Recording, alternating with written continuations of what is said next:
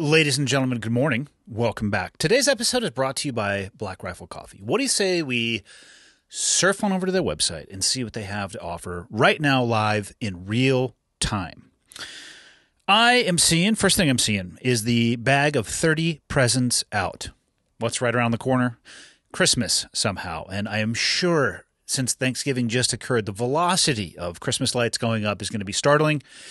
I guess you could get this bag to go along with that. What else do they have? The Black Friday sale, up to 50% off on the site-wide sale using the code Black Friday. This comes out on Monday, and I feel like this sale may continue up until Monday. If not, well, you're kind of on your own. As we scroll down, the roast sliding bar. On the left is the light. On the right is the extra dark. Follow your heart in whichever direction you prefer your coffee. And then everything below that is what I would recommend you use for people in your life who you don't have a gift for yet, who are coffee fans. I've had quite a few people reach out down here, this coffee sampler. It's a great gift. And just to the left of that, the coffee bundles. But honestly, anything on this page, if you have somebody in your somebody in your life who enjoys the brand, you're going to find everything that you could possibly need. So surf on over to blackriflecoffee.com and shop to your heart's content. My guests today, that's right, plural, Jack Murphy and Dave Park. They host a podcast called the Team House Podcast. And a few months ago, I was invited to go on, and I did. And it was amazing to me the feedback I got from people. They thought it was going to be antagonistic in some way. And I don't know if it's because of the two current hosts or the fact the podcast is occasionally critical of the SEAL community, but I'll say they're critical of the special operations community, of which the SEAL community is a part of that. And anybody who knows anything about me or my own podcast, I can be critical at times as well. So that doesn't bother me. And I'm also open to talking to anybody, whether they share my opinion or if they don't share my opinion, if they share my experiences or don't share my experiences. So I had a great time on their podcast, and I invited them to come onto mine. And for people who thought it was going to be contentious, yeah, it's not. We had a fantastic multiple-hour conversation, which I'll let you get into. Episode 313 with Jack Murphy and Dave Park. Enjoy. Okay, got the red smoke. Gun run, north and south, west of the smoke, west of the smoke. Okay, copy, west of the smoke. I'm looking at danger close now. Come on with it, baby, give it to me, I need it. You're cleared hot. Copy, cleared hot. So to say before, we're talking about studio setups, go on old YouTube and check out the AI backdrops now. All you need is about 4 inches of headspace and lateral space. And if you can put it on a consistent colorway, the rest of the shit you can do in Photoshop through generative AI, and you can completely change the backdrop of almost any podcast. So it's you have a very small live section, and as long as if you were to move out of it, like your shoulder would disappear. Gotcha. Yeah. But as long as you stay inside of that section, so you could obviously make it a little bit bigger, you can the game is changing rapidly. Right. Yeah, so you could do it on both of you, and you would look like you're in Paris, Yes. and he'd look like he's in Detroit. And we would need to probably go, maybe green would be the correct background, but if it was like white behind both of us or a gray color, you could match it with the generative AI. And I'm watching people like, put a bookshelf up, put a window that's overlooking a park in Switzerland with snow in the spring. And this shit is cranking out photorealistic stuff. Like, what the fuck? Like the stuff of Hollywood movies maybe 10 years ago, Yeah. people are able to do with a laptop. Yeah, I don't know if you've seen any of the the shorts that they've done with AI, but you can't even tell them apart now. I mean, with like the face swap yeah, stuff? or the face swap. Some of the sometimes they do the overlays. Like I saw an awesome Army of Dead. Or was it Bruce Campbell versus the Army of Dead? Okay. Somebody like redid the whole scene. I think they just basically did an AI animation over the actual thing, so it looked almost like a CGI or animated movie, but it's just the movie that they did sort of an AI layover on. It's incredible. Here's the question with AI that scares the shit out of me. I don't think we're going to work for robots. Like, I don't think we'll be changing their oil or hydraulic fluid, whatever it is. But if an AI program hits the wild that can generate information that people can't distinguish from being true, Right. I think we're fucked. Because people don't seem to have the interest, time, awareness, or quite frankly, intelligence. Not judging everybody with that, but there are some people out there who are pretty dumb. I really worry. That's what I worry about AI is informational warfare, not a, what was it, Michael T-1000? Yeah, it's I don't know T-1000. what you're talking about. You don't know what I'm talking. So Skynet. Yeah, basically. he just turned 24. All right. The reference I made a reference earlier today that went completely over his head. It was Fabio. He's just like, I don't know who Fabio is. I'm like, fuck. I can't believe it's not butter. Have you ever watched The Terminator? That's what Andy said too. Have you ever watched The Terminator? Nope. What the fuck? I'm familiar with the terminology of Skynet, though. And how can you be familiar with the terminology? What does Skynet mean to you? It's like this basically all-encompassing internet thing that works all security cameras and security devices, blah blah blah. And it's run by the government. Arguably one of the worst answers I've yeah, ever that's heard. that's not really no. No. Skynet was more when the machines became self-aware and went to war. No, he's fucking. Never mind. He's looking it up. I was still listening. Nah, you're fine. Just look it up, Dick. Your homework for tonight is to start with Terminator with Arnold Schwarzenegger. And it actually, the first one does a really good job. Sarah Connor is another person that's in there. It does a good job of explaining what Skynet is. And a lot of people use that as the analogy for the modern AI. I don't think it will go that far, but the informational warfare portion of it, I'm concerned about. Well, I also think one of the challenges is that the AI, it develops its behaviors by learning too. So the AI doesn't necessarily have all the facts. It basically digests what's out there in order to create its learning. And we're even seeing it even with like ChatGPT and other things where it will not necessarily give correct answers, or it will give biased answers based on the people who set up the learning model for it. So, if you have an AI that advances and gets into the wild, like you say, and has skewed ideas of what's real and what's not, then it doesn't even come down to us like needing to fact check it. It's like what is it thinking? What is it doing? And what is it basing its assumptions off of? My guess, and I hate to be a betting man on this subject, would be a nation state will use an AI platform for informational warfare purposes. I don't know. Well, fuck, for one, I'm not knowledgeable on the subject, so it may, once it is released into the wild, maybe that's like that's the watershed event. You can't bring it back. But I can certainly see a country like Korea or North Korea or China using it as an informational warfare tool. Yeah. Whether or not they'd let it completely off the chain, I'm not sure. So then they would just be feeding it whatever they want to. Right, exactly. Which is pretty scary given that a lot of people, their bandwidth is short because their time is compressed and they don't spend a lot of time looking into the things that they see. And some of that shit's pretty good. Do you guys use AI at all for your show? Not for our show. I mean, even in the research or the show notes or any of that stuff? No, we haven't been. Have you been using it for your show? I've been playing around with ChatGPT. I'll often ask it for suggestions on a podcast title and a description. And then Midjourney is an interesting tool for a background image. You can pull stills off of the show, but if you want to change the background out, it's incredibly responsive. And the better you get at understanding the prompts that you put into it, obviously the net result you get out of that is quite good. So I don't rely on it heavily, but I started messing around with it because I didn't understand it at all. And I'm not claiming to by any stretch. I have a very baseline level from a user perspective understanding of what it's capable for. Yeah. It's pretty cool though. And it can save you time. Yeah. I mean, Jack is a journalist. He could probably chime in more, but one of the challenge, like you look at social media and you see something, and you kind of talk about people don't take the time to research, but sometimes you see one post, and it'll take you 30 minutes to, if you want to do your own verification, and pull the image and then do a reverse image search and find out when that image was first published and if it really is what people said it was. And, we're seeing all types of reporting, I don't even want to say they're influencers. They're just people trying to report the truth, getting sucked in to thinking that, an old image of something is a new image. We saw that video saying that, Marines have just landed in Israel when it was like the army landing in Romania 2 years ago or whatever. My dad likes to do that shit.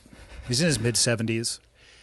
Many times we've had a conversation like, hey, that Facebook post that you just shared, because it's the only platform he understands still, that's from a satirical website, just so you know. Yeah. those long emails that you get from like your friends that are in their 70s that are like, I actually don't have any friends in my 70s, for clarity, but I know quite a few people through various things that I do, and they you get that long email chain about how communism is invading through the southern border into America, and the emergency broadcast system, and we're all waiting for the general to flip the switch. Yeah.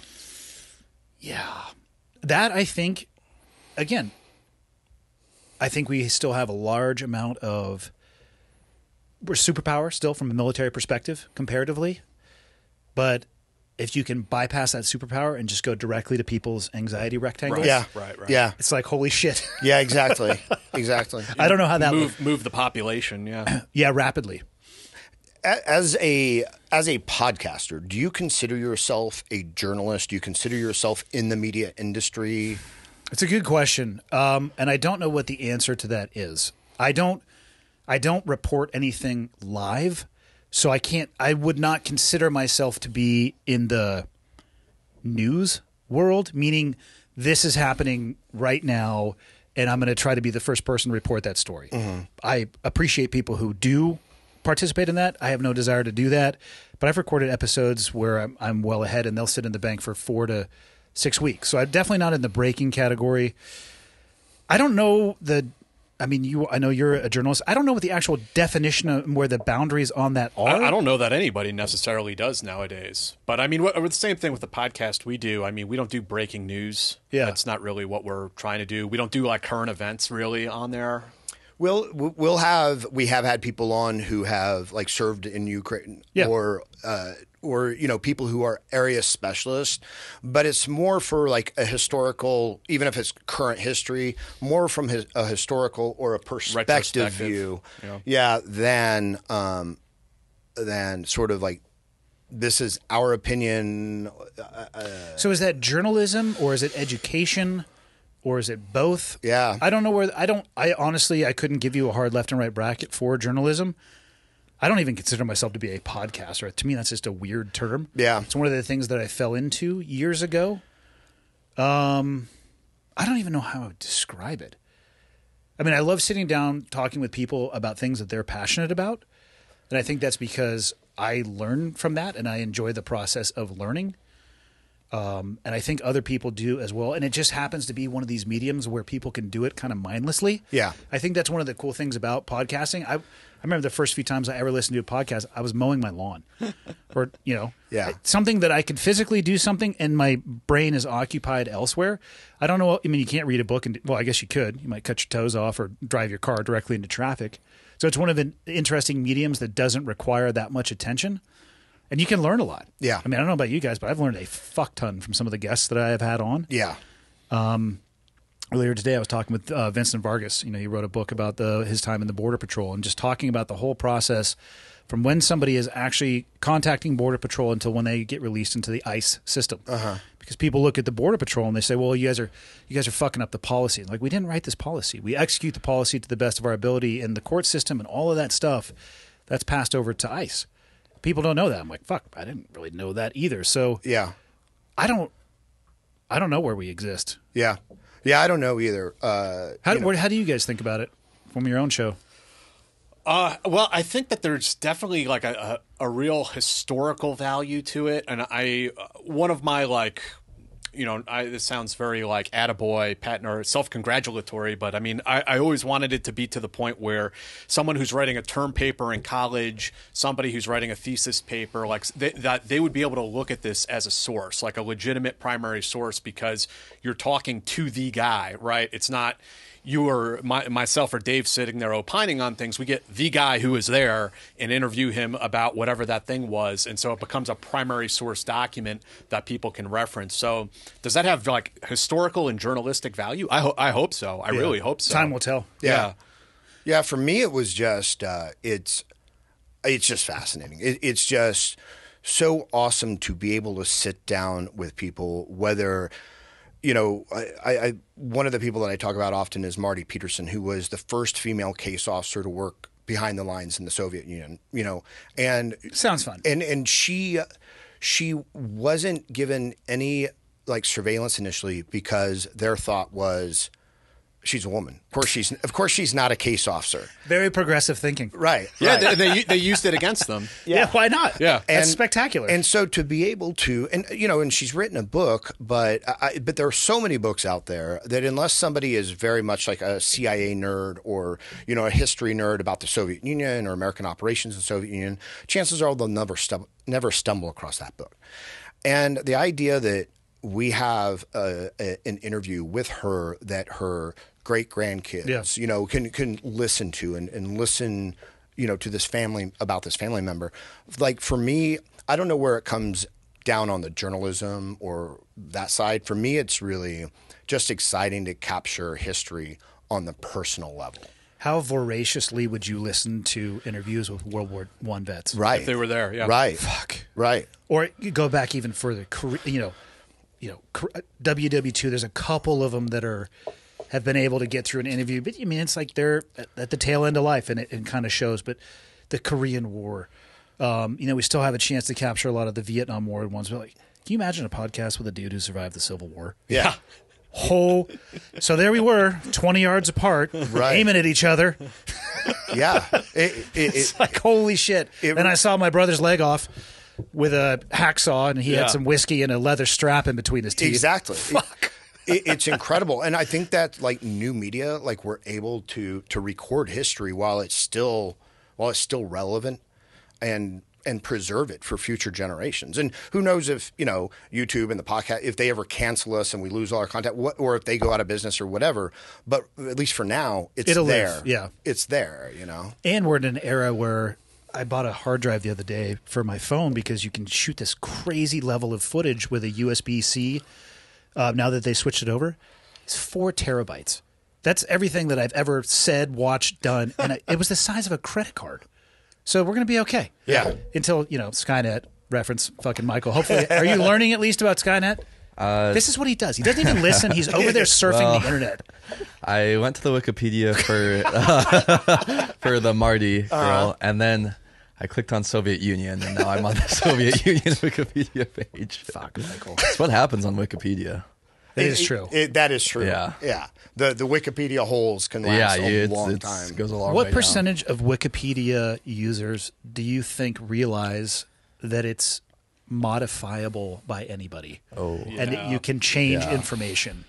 I'm going to say, I would like to think a lot, but I'm going to say I think a lot don't realize it can be modified on the fly by almost anybody. Oh yeah, sometimes especially over controversial topics, I love to go because anybody can do it. You can go into the edits page and read like the arguments, like the changes people made, and then somebody else reverted the changes. Like I love, it's like being a fly on the wall to this family argument over Thanksgiving. Well, see, I'm a boomer, so I could do that, or I could go to Amazon and I can buy a book about that subject written by somebody who spent their entire adult life studying that subject. Which am I going to put my time into? Both? Wikipedia is good. Why is it going to be binary? I know. Because it's time. You can't get time back. Yeah. So Wikipedia is good for like, what's the capital of Denmark? And I need to go on there real quick. But I wouldn't like really use it beyond that. Oh, I do. I mean, I love to just follow like holes because I love that it's linked and that you can. Yeah, it's a living document. Yeah, and if you're like looking at different types of philosophy, if you go in there and. It's useful if you go down and you look at the citations in it, you look at the footnotes and you see where the sources are, and it can lead you to some good sources through there. Yeah. But Wikipedia itself? No, it's fine when people's like ex-wives get on there and just make some changes to the page. It's totally Normal. legit in every way. Michael, what is the age threshold to be a boomer? I believe, How old are you, Jack? 40. I'm 46, so if you're a boomer, I'm a boomer. Well, It's spiritually. I'm 53 and I'm Gen X. Boomer is one of those funny terms that is just like it meant a generation at one point. Yeah, now it's just a pejorative Now it's term. just a pejorative, yeah. 57 to 75. Well, none of us are boomers. Yeah. You gotta come up with a new one. I'd rather Yeah. read a book. Yeah. How long have you guys had your show? 3 years? A little more than 3 years? Yeah, just over 3 years now, I think. I got some interesting messages after coming on. People were like, how could you go on that show? I was like, what are you talking about? They had described your show as being anti-SEAL, which, guess who else is very anti-SEAL? Me. I am a huge fan of transparency, integrity, and doing the absolute best you can to tell the truth. It seems like people really enjoyed the episode you came on. I mean, I think we only heard like really good feedback, actually. It was more people who were like, well, but they've said bad things about SEALs. We've said bad things about a lot of things. My response to them was, have you ever heard any of the things that I've said about the SEAL community? I think some of that comes because of Alpha and because we had Matthew Cole on. But I had him on as well. We talked for almost 3 hours specifically about his book that he wrote about the SEAL community. yeah, but we've also had quite a few SEALs on. And, Like really good guys. Yeah, and like I joke around about SEALs a lot because I spent my time as a Ranger, but I also was a Navy diver, and so I joke around about SEALs because they don't know how to dive. At all. Just enough to not kill ourselves most of the time. Right. And again, like this is coming from a place of love, the teasing. Yeah. It's not but I can see why like two Rangers like sitting there like trash talking. I think people get a little sensitive. Well, I think we're living in a time where if somebody were to hold a different opinion than you, we're being reinforced to view them as an enemy in some way, shape, or form. Yeah. Like yeah. I got some bizarre feedback when I had Matthew on, specifically from the SEAL community, like, how could you? Yeah.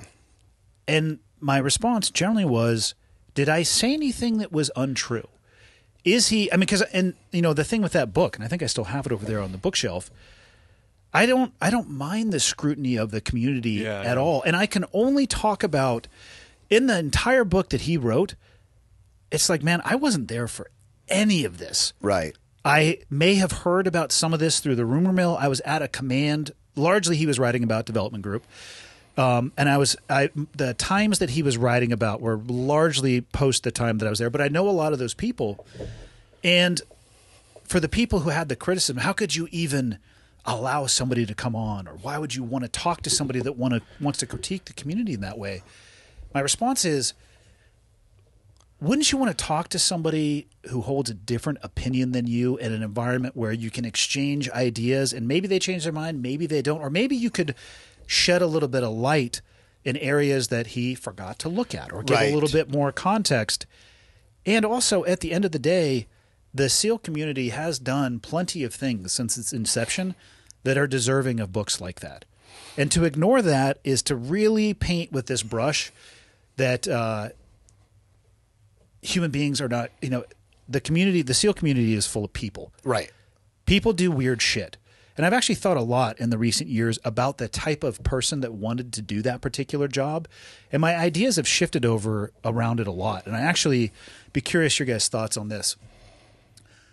I'm starting to come to the conclusion based off conversations I've had with people that I serve with, and we never really talked about their upbringings. How much did you guys talk a lot with the people you serve with about how they grew up? A little bit. But not a lot though, right? Yeah, that's fair. Yeah. Not with people on the show we do, but with people that I served with. I mean, while you were in. Right. Probably not that much unless, generally no. So, later in life, I think we get to a place where maybe it's got far enough in the rearview mirror and people will open up a little bit more. I've been really surprised the number of guys that I served with who had super fucking traumatic upbringings. Yeah. And we just didn't sit around the team room and be like, hey, man, so did like your uncle ever jerk you off in a telephone booth? To use an example that Michael would be familiar with. I'm not sure if that's true, but I'm just going to assume that, Michael, based off your For the purposes of the show, we'll just say it's true. He's a good team player. Yeah, Totally. I've yeah. trained him well. But, I mean, we're talking physical abuse, Yeah. substance abuse from the parents, Right. which certainly can generationally trickle down, broken homes, exposure to violence, just a really fucked up upbringing. And I know that a percentage of society encounters those things, which is super unfortunate. And I think if we could fix that, it would help a lot of what's going on in our country. But I think the statistical likelihood, if you had a cohort of 100 people versus a cohort of 100 SEALs, those backgrounds are higher in the SEAL community. Yeah. And I think there's something about that think so, too. job. And it was, the more I was thinking about it, it's okay. So you were abused. I'll just use the term abuse loosely. You were abused somehow in your upbringing, but you don't want to generationally pass that on. What would be the best fucking outlet for you to try to do something positive with that? Go to a community of people where, hey, I'm going to go and stand up for what I believe in, and essentially, depending on how you would view it, abuse others. But not like, you know what I mean? Like, I'm going Right. to take what happened to me and fucking do it to other people that are trying to harm other people. Right. And what I've noticed, I don't know about, you guys both came from Ranger backgrounds, right? How is the Ranger community, and this is obviously a broad question, but people who are in for a good period of time, do you have the same issues with people struggling with identity beyond that? Big Kind time, of yeah. a little bit of an inability, depending on the person, to move on. And if you came into the job because maybe you knew that you wanted a different vehicle for that trauma and you had this ability to turn it on something, if you skip the work you still need to do on yourself and then you leave, you're still left with all that shit. And then what do you do with it? I think there's a lot of that. I mean, I'll just speak of myself. Like, I grew up in in an environment where my dad was angry and a drinker, and he's been sober now for like 30 years. I mean, we're great friends, but that anger was there. So I had hypervigilance, which obviously helps in a special operations role, right? Being hypervigilant, always like being like, what's out there, what's next, what's around this corner. Yeah, but not at Starbucks. Right. You burn yourself out. Exactly. And the thing is that, you say that you think that SEALs might have a higher incident. I'm not so sure. I think that you could be right, but I think. Well, I can only speak for the community I came from. Yeah. My suspicion is that all of SOF has a higher percentage of that than your average population. I would probably agree with you. And I think that a lot, the compartmentalization that a child from that background learns, the disassociation, the hypervigilance, all those things actually help on the job, but also, you're basically stacking more sort of post-traumatic stuff with pre-existing post-traumatic stuff, and then the TBIs and everything else. And then, a person leaves this unit or, this sense of purpose and whatnot, and they get out. And now you've got that, man, I had no way to release this. I'm going from 60 miles an hour down to zero, and what's here? And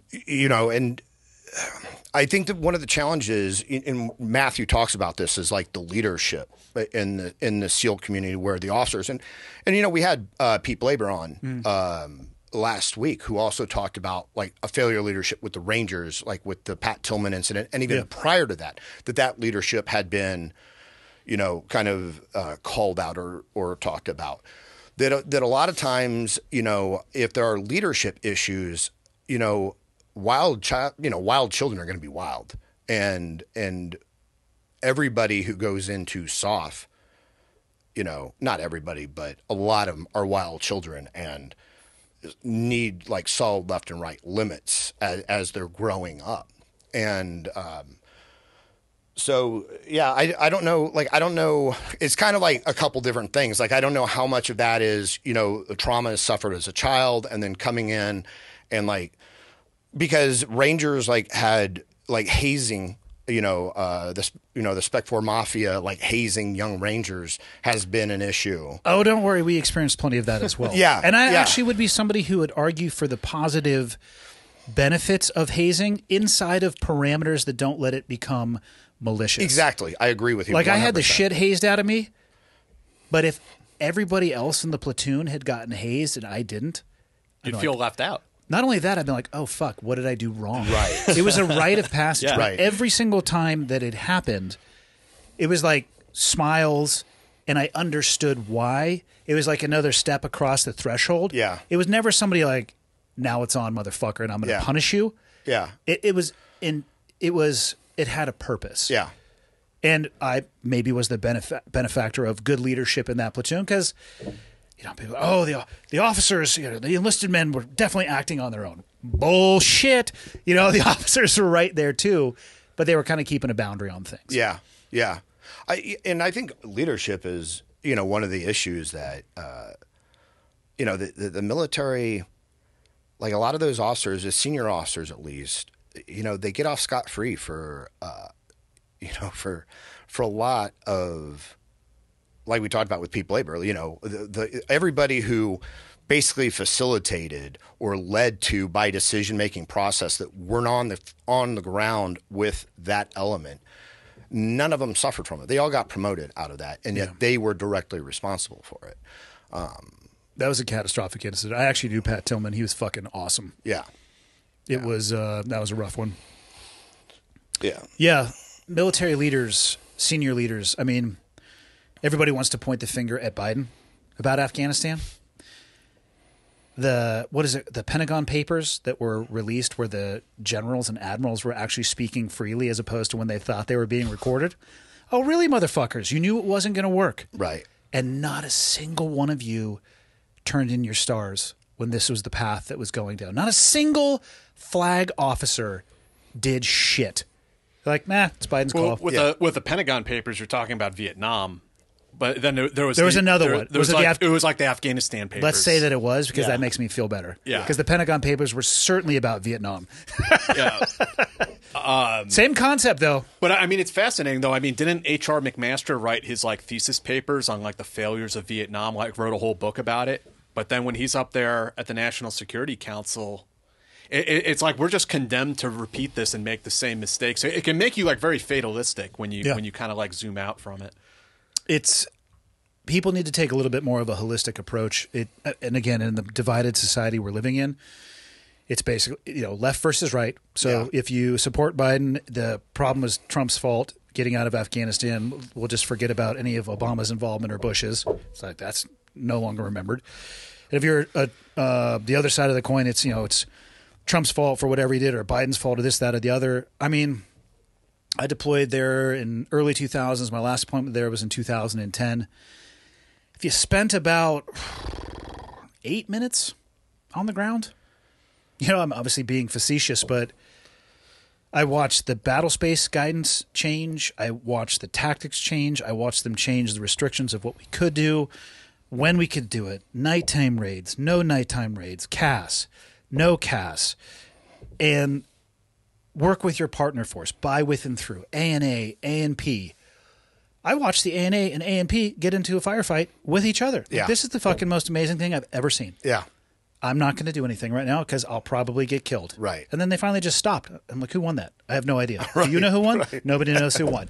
Well, get back on the helicopter with us. I mean, it's not necessarily facetious to say that, these generals were talking about how we're turning a corner all the time, but you could go and ask any private or lance corporal who is there and they'd be like, yeah, man, this place is screwed. Why are we here? We were turning a corner in a circle. Yeah. Yeah. Well, and, we had Scott Mann on, who a great guy if you haven't had him on, but he was, largely responsible for a lot of the village stability operations stuff, yeah. And which was big in 2010, the last time I was over there. Right, and it was effective, but it didn't brief as well as how many bodies did we stack. Yeah, right? It's a tougher metric. Yeah, and I think one of the things that our modern military has really just succumbed to is this need for these metrics, and it's like if you're not stacking bodies, or if you're not arresting dudes or detaining dudes, what have you done? It's like, well, we built 3 wells and stabilized these 3 villages. Oh, that's not exciting. How am I going to get an achievement medal or a Bronze Star with a Valor device with you guys setting up, helping out a village? Truly. Yeah, interesting time for sure. So you guys have been at your podcast for 3 years. What's been the most challenging interview you guys have done? I always get this one too. Ooh, that's a good question. So, well, I mean, sometimes you just have guests who are just characters, and it's hard to keep them on topic. Sometimes they're like talking to a goddamn table. Yeah. Yeah, those are challenging.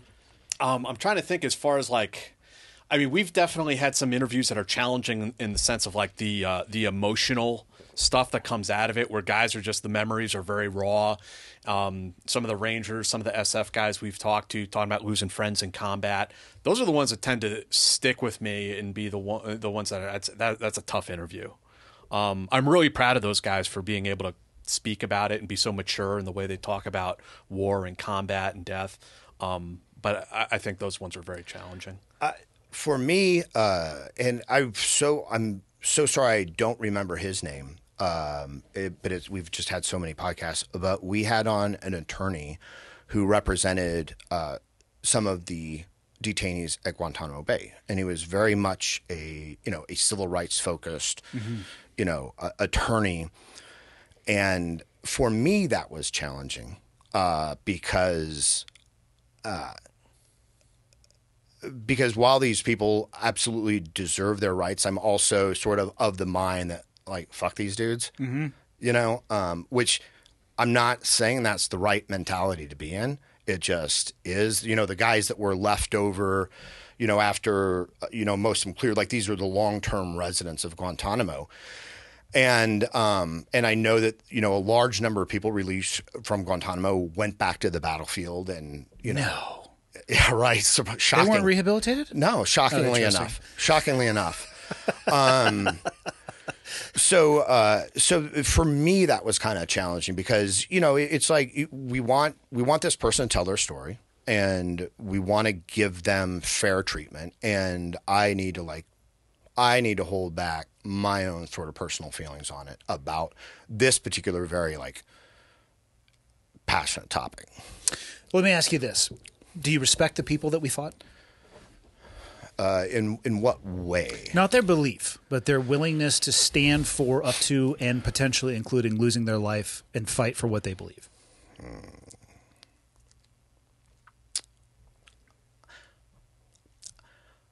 I don't know, because so many times they fought through other people. So often they made sure that civilians suffered for their actions. It was very rare that they would meet head on in combat unless they, unless you had it pinned. Yeah. But let me ask you this. If you were numerically outnumbered and technologically outmatched, would you do it any differently? Oh, no, absolutely not. But I also would not ensure – I would not take advantage of, economically depressed people in the environment and pay them money to plant IEDs. I wouldn't try to foist that battle off onto, an undeserving population in order to ensure that they suffered as much as we did in that. So when you're talking about, like, the guerrilla tactics, no, like, I don't blame them for engaging in guerrilla tactics. But I blame them for the way they involved civilians in their battle. Yeah. And, the question about respect, I'm not saying, hey, this is somebody you would want to go to their wedding. Right. The way I look at it, regardless of your belief, right? Even if you're a fucking pacifist, there's somebody in the world who's your axis, right? You're an X person and a Y person. I respect the people that we fought for their willingness to at least put their toes on the line, and I'd agree with you very, very infrequently. The radicalized ones, like the full-on jihadists, they would stand toe-to-toe. Yeah. And there were some times where I was like, holy fuck, these guys are actually looking for a reason to stand toe-to-toe. Right. Other than that, their best strategy was to drop and run, right? Drop all your shit and run and come back to fight another day, unless we had them contained. Right. Then they would fight, and if they ended up in Guantanamo, I can respect them for their willingness to do that without respecting what it is that they believe in, because I personally disagree with it. So I can see, like, they should have some civil right protections at Guantanamo. I don't have an issue with that, but I'd also be willing to be the person that takes the inside of their brain and puts it on the outside of their head at the same time. It's a very confusing place to be as a person. Yeah, no, and I agree. I absolutely agree with the idea of them having civil rights at Guantanamo. I don't think that, that the United States should, run. If you run a prison, it should be a prison to American standards. It's or American ideals, because even our prisons don't live up to American standards. But that it should, it should be a humane place in the very least. I don't think that they should go through round the clock torture and stuff like that. The question for me about Guantanamo, and I think it's more of a thought experiment than anything, it was especially earlier on. There were some people who ended up there who probably weren't the person that we were looking for. Like, are you Abu? Yes, but we're all Abu because that just means son of, you dumb motherfucker. I'm like, oh, okay. Right. Get on the helicopter. So let's say, what should we as a country do where you have somebody who ends up, and maybe it's not even, over in Guantanamo, but at one of the offsite locations where they weren't radicalized before. Right. But because we threw them into a goddamn piranha fish tank, that they did become radicalized. What do we do with that person? Because they haven't done anything yet. But there's a pretty fucking good likelihood they will if we let them go. What do you do? Yeah. I mean, I don't know that there's too much we can do other than hand them over to the local nationals, and that's even worse I mean, I think we know how the breadcrumbs play out on that one. with ISIS. Yeah.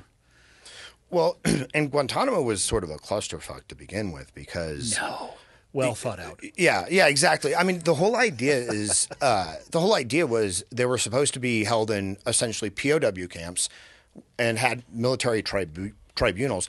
There was, but then they put them in almost like an American law enforcement situation. But there was no chain of custody for their stuff.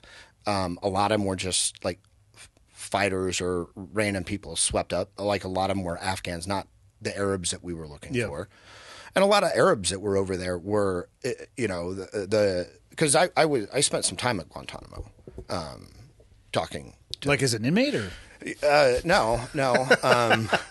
Orange jumpsuit. Yeah. I mean, at least as far as anybody knows. No, but and hearing some of these guys, these like really poor dudes from Yemen, where the Taliban comes over or an AQ representative comes over and says, "Hey, come to Afghanistan. Like, you can't afford a wife, you have no money, you have no dowry, or whatever. Like, come to Afghanistan. We'll give you a wife. There are plenty of like single women. So these guys go." Their passports are taken. They're basically told this is what you're going to do. It was an unfortunate situation. I mean, what you just described is actual textbook human trafficking.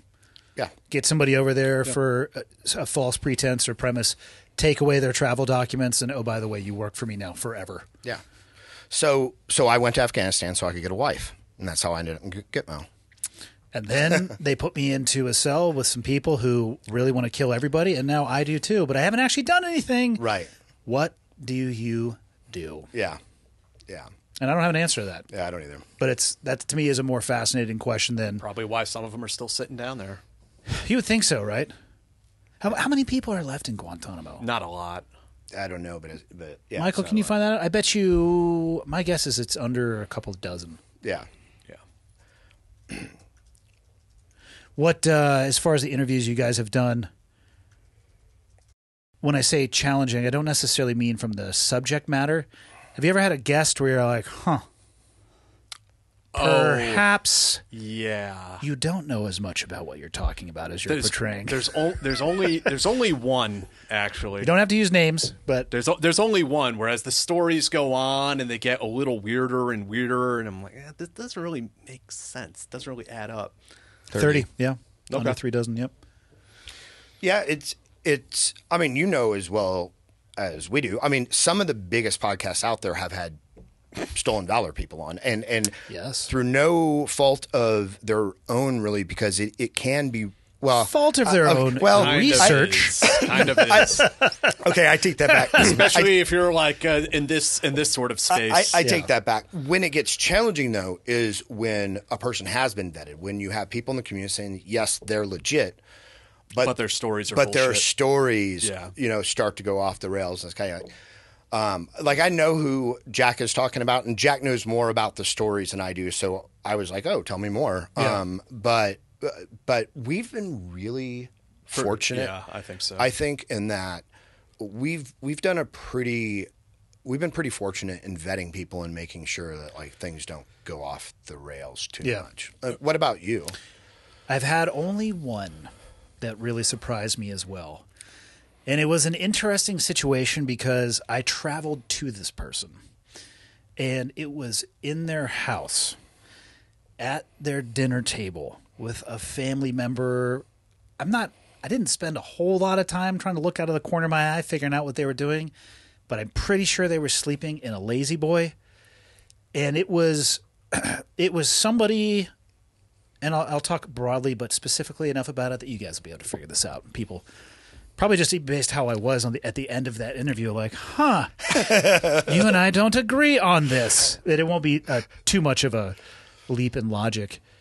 But so the setting was weird, and this person at a national level is considered to be an expert on killing, and has written a lot of textbooks about the headspace and talks at conferences, and started pulling out handwritten graphs to back up his point. And I'm not a scientist. However, comma, I can also draw graphs. And on any graph, if you decide to make the timeline super short, you can make it look like Whatever you anything want. you fucking wanted to. Right. And so I started looking at this, thinking, what the fuck? Like, because I had done some research on it, and a lot of the data in some of the earlier literature from this person was talking about the 10% of people in combat environment actually fired their weapon. There was this innate desire for human beings to not want to engage in the activity of taking life. And then, they changed to a man-shaped silhouette. And then so the lethality or the people's willingness to engage in that activity supposedly increased over time. And I started reaching out to people, my father, who was a Vietnam vet. And I reached out to some people from World War II that I was able to get a hold of, and all these different conflicts. Every single one of them was like, no, that I couldn't fucking shoot. They were trying to kill me. I was trying to kill them. And then there's some argument like, well, maybe they were aiming high or just all of that stuff. But the data that I was getting, just anecdotally from the people that I was talking to, was a bit off. So I started just digging into a little bit more and looking at some of the actual studies. So I recognized some of these handwritten graphs and realized, dude, you're truncating the timeline to not show the downward trend on some of these things. Mm-hmm. You're taking out and you're cherry picking. And also, I still can't get past the fact these are fucking handwritten. Like, this is freaking me out. Right. And we, at the end of the day, had to really agree to disagree on a lot of things. And at the end of the day, I realized, like, holy shit, you're just trying to sell your books. Yeah. And it sucked. Yeah. that does suck. The what I thought it was going to be and what I left and what I think about that whole conversation, like, fuck, this is not cool. I've definitely had some moments through my life where, the never meet your heroes type moments, and I have to balance that though, because for every one person I meet, like, wow, you're just a real disappointment. There's like 30 others that I'm like, dude, you're everything I thought you would be, Yeah. Like, I don't know. Have you ever had John Mayer on your show before? The musician? No, Tilt, the Mac v. Sog dude. He's on tons of podcasts. Oh, John nowadays. Struckermeyer? Yeah. Yes, I have him on. So he's one of those guys that, like, you meet him and you're like, you're everything I thought you would be. Yeah. Like, you're awesome. You can have all of my military awards because I don't deserve any. And Yeah. you need far more than you were ever given. I feel like a big fat pussy. You listening need to your several stories. medals of Yeah. honor right now. Yeah. He's Yeah. amazing. Yeah.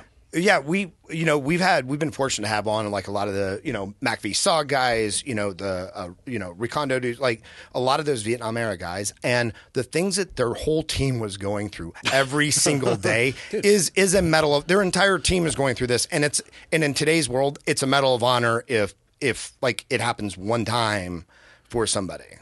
Every time I listen to those stories, my head goes to, what would have happened in the modern era if I had submitted for mission approval to do what they were doing? They would have had you committed, man.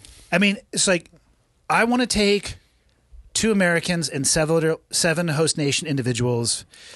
We're going to go to the middle of Iran, just us. Right. No big deal. We're not going to take radios because they could be compromised, and we're not going to take maps because it just doesn't seem like we're going to need them because we don't have radios. And maybe we'll come back and maybe we won't, and send a bunch of helicopters that'll get shot down.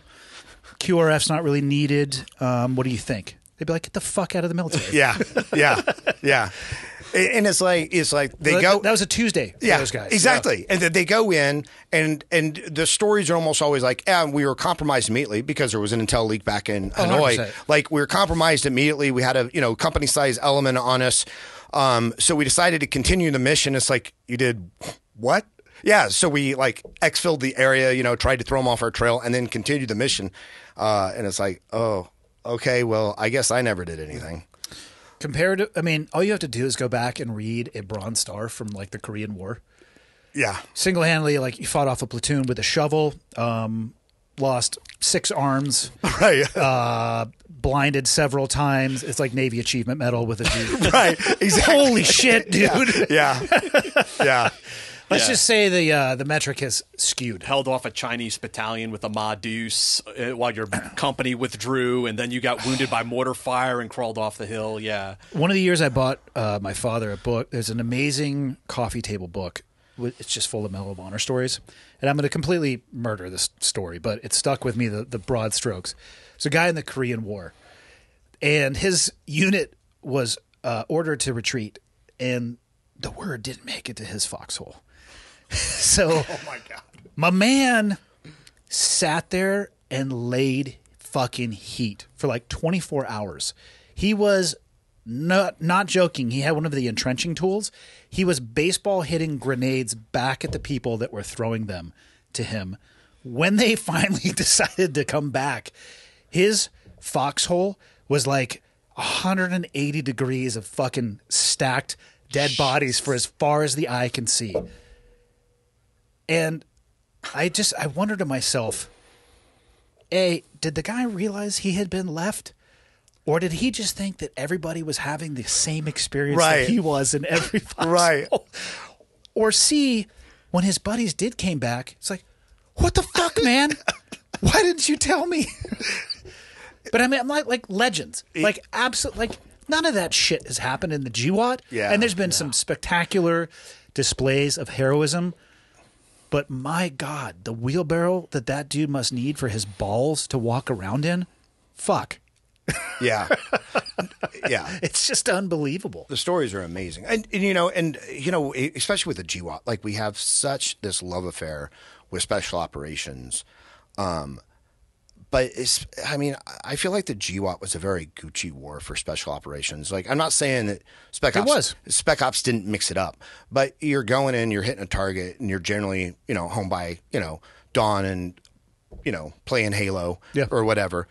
I think that, like, a lot of the infantry units out there, the conventional infantry units, the Marines, the Army, they went through so much shit that has not been talked about and does not get enough attention because it's just not sexy, but like, we've managed to talk to a couple guys, and we really should, put more effort into finding more of these conventional soldiers and Marines, because there are like some really heavy stories that, because they're out there in, some, BFE, firebase, 30 dudes hanging on by a thread with no air support and nothing, and just getting probed and rocketed and everything all the time. Like the Korengal Valley is Yeah. a good example. But I mean, in my opinion, which counts for nothing, if you take a grunt Marine in 05, 06 that was daylight walking through Mosul, trying to clear that place and having to live there, their job was harder than mine. Yeah.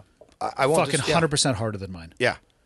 I mean, I like the fact I can turn day into night, and I have a sexy gun with a suppressor and lasers all over this shit and night vision that I can see what's in somebody's hand at a couple hundred yards. Yeah. And AC 130. yeah, it's like, hey, I'm kind of turned around. Can you sparkle the target for me? Oh, Yeah. there it is. Yeah, right. And little birds, I had DAPs and AH-6s overhead, and like, hey, I'm scared of that building over there. Make it not a building anymore. Okay. Yeah.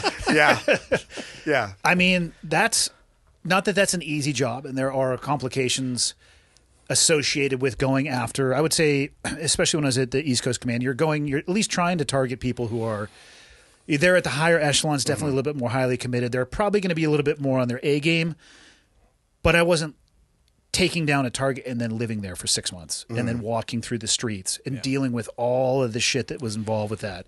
It was Wearing the same uniform for 6 months straight. I did a stretch of that with the initial invasion of Iraq, but it was like 90 days. That was interesting. It's like I'll just take it off and stand my pants up at the end of my. That is exactly what I did with my gear, by the way, when we left. Like, hey, I need to pack. I'm like, pack what? I'm gonna burn my cot, my sleeping bag, my mosquito net, and everything that touched my body because this shit's disgusting. Yeah. But it's a harder job, and it's what's lost, I think, or maybe not taken the time to recognize from people who worked in special operations, is that we were unable to do our job unless they're out there doing theirs as well. We're a spoke in a huge wheel, and the conventional units fill up like 80% of those spokes. And it sucks. I completely agree with you. It sucks, and I feel for the people who went through that and served through that and struggled and suffered through that and feel like they don't get the recognition that they deserve. Because in my opinion, and from my experience, they absolutely do. And I completely recognize that my job was impossible without them. Yeah. And I don't know how to change that, though. I don't either. And part of it, I think, is that there is – Spec Ops is just sexier. It's just it. I mean, we have better hair. Some of us, right? I mean, like 2 out of 3. Well, yeah, but not everybody goes through BUD/S and gets that training. You know, on the right hair products. It doesn't happen in training. Oh, it's afterwards in SQT right before you get your trident. All right. Yeah, so you get 2 boxes when you get your trident. Right. One is the actual trident, and the other one is just it's.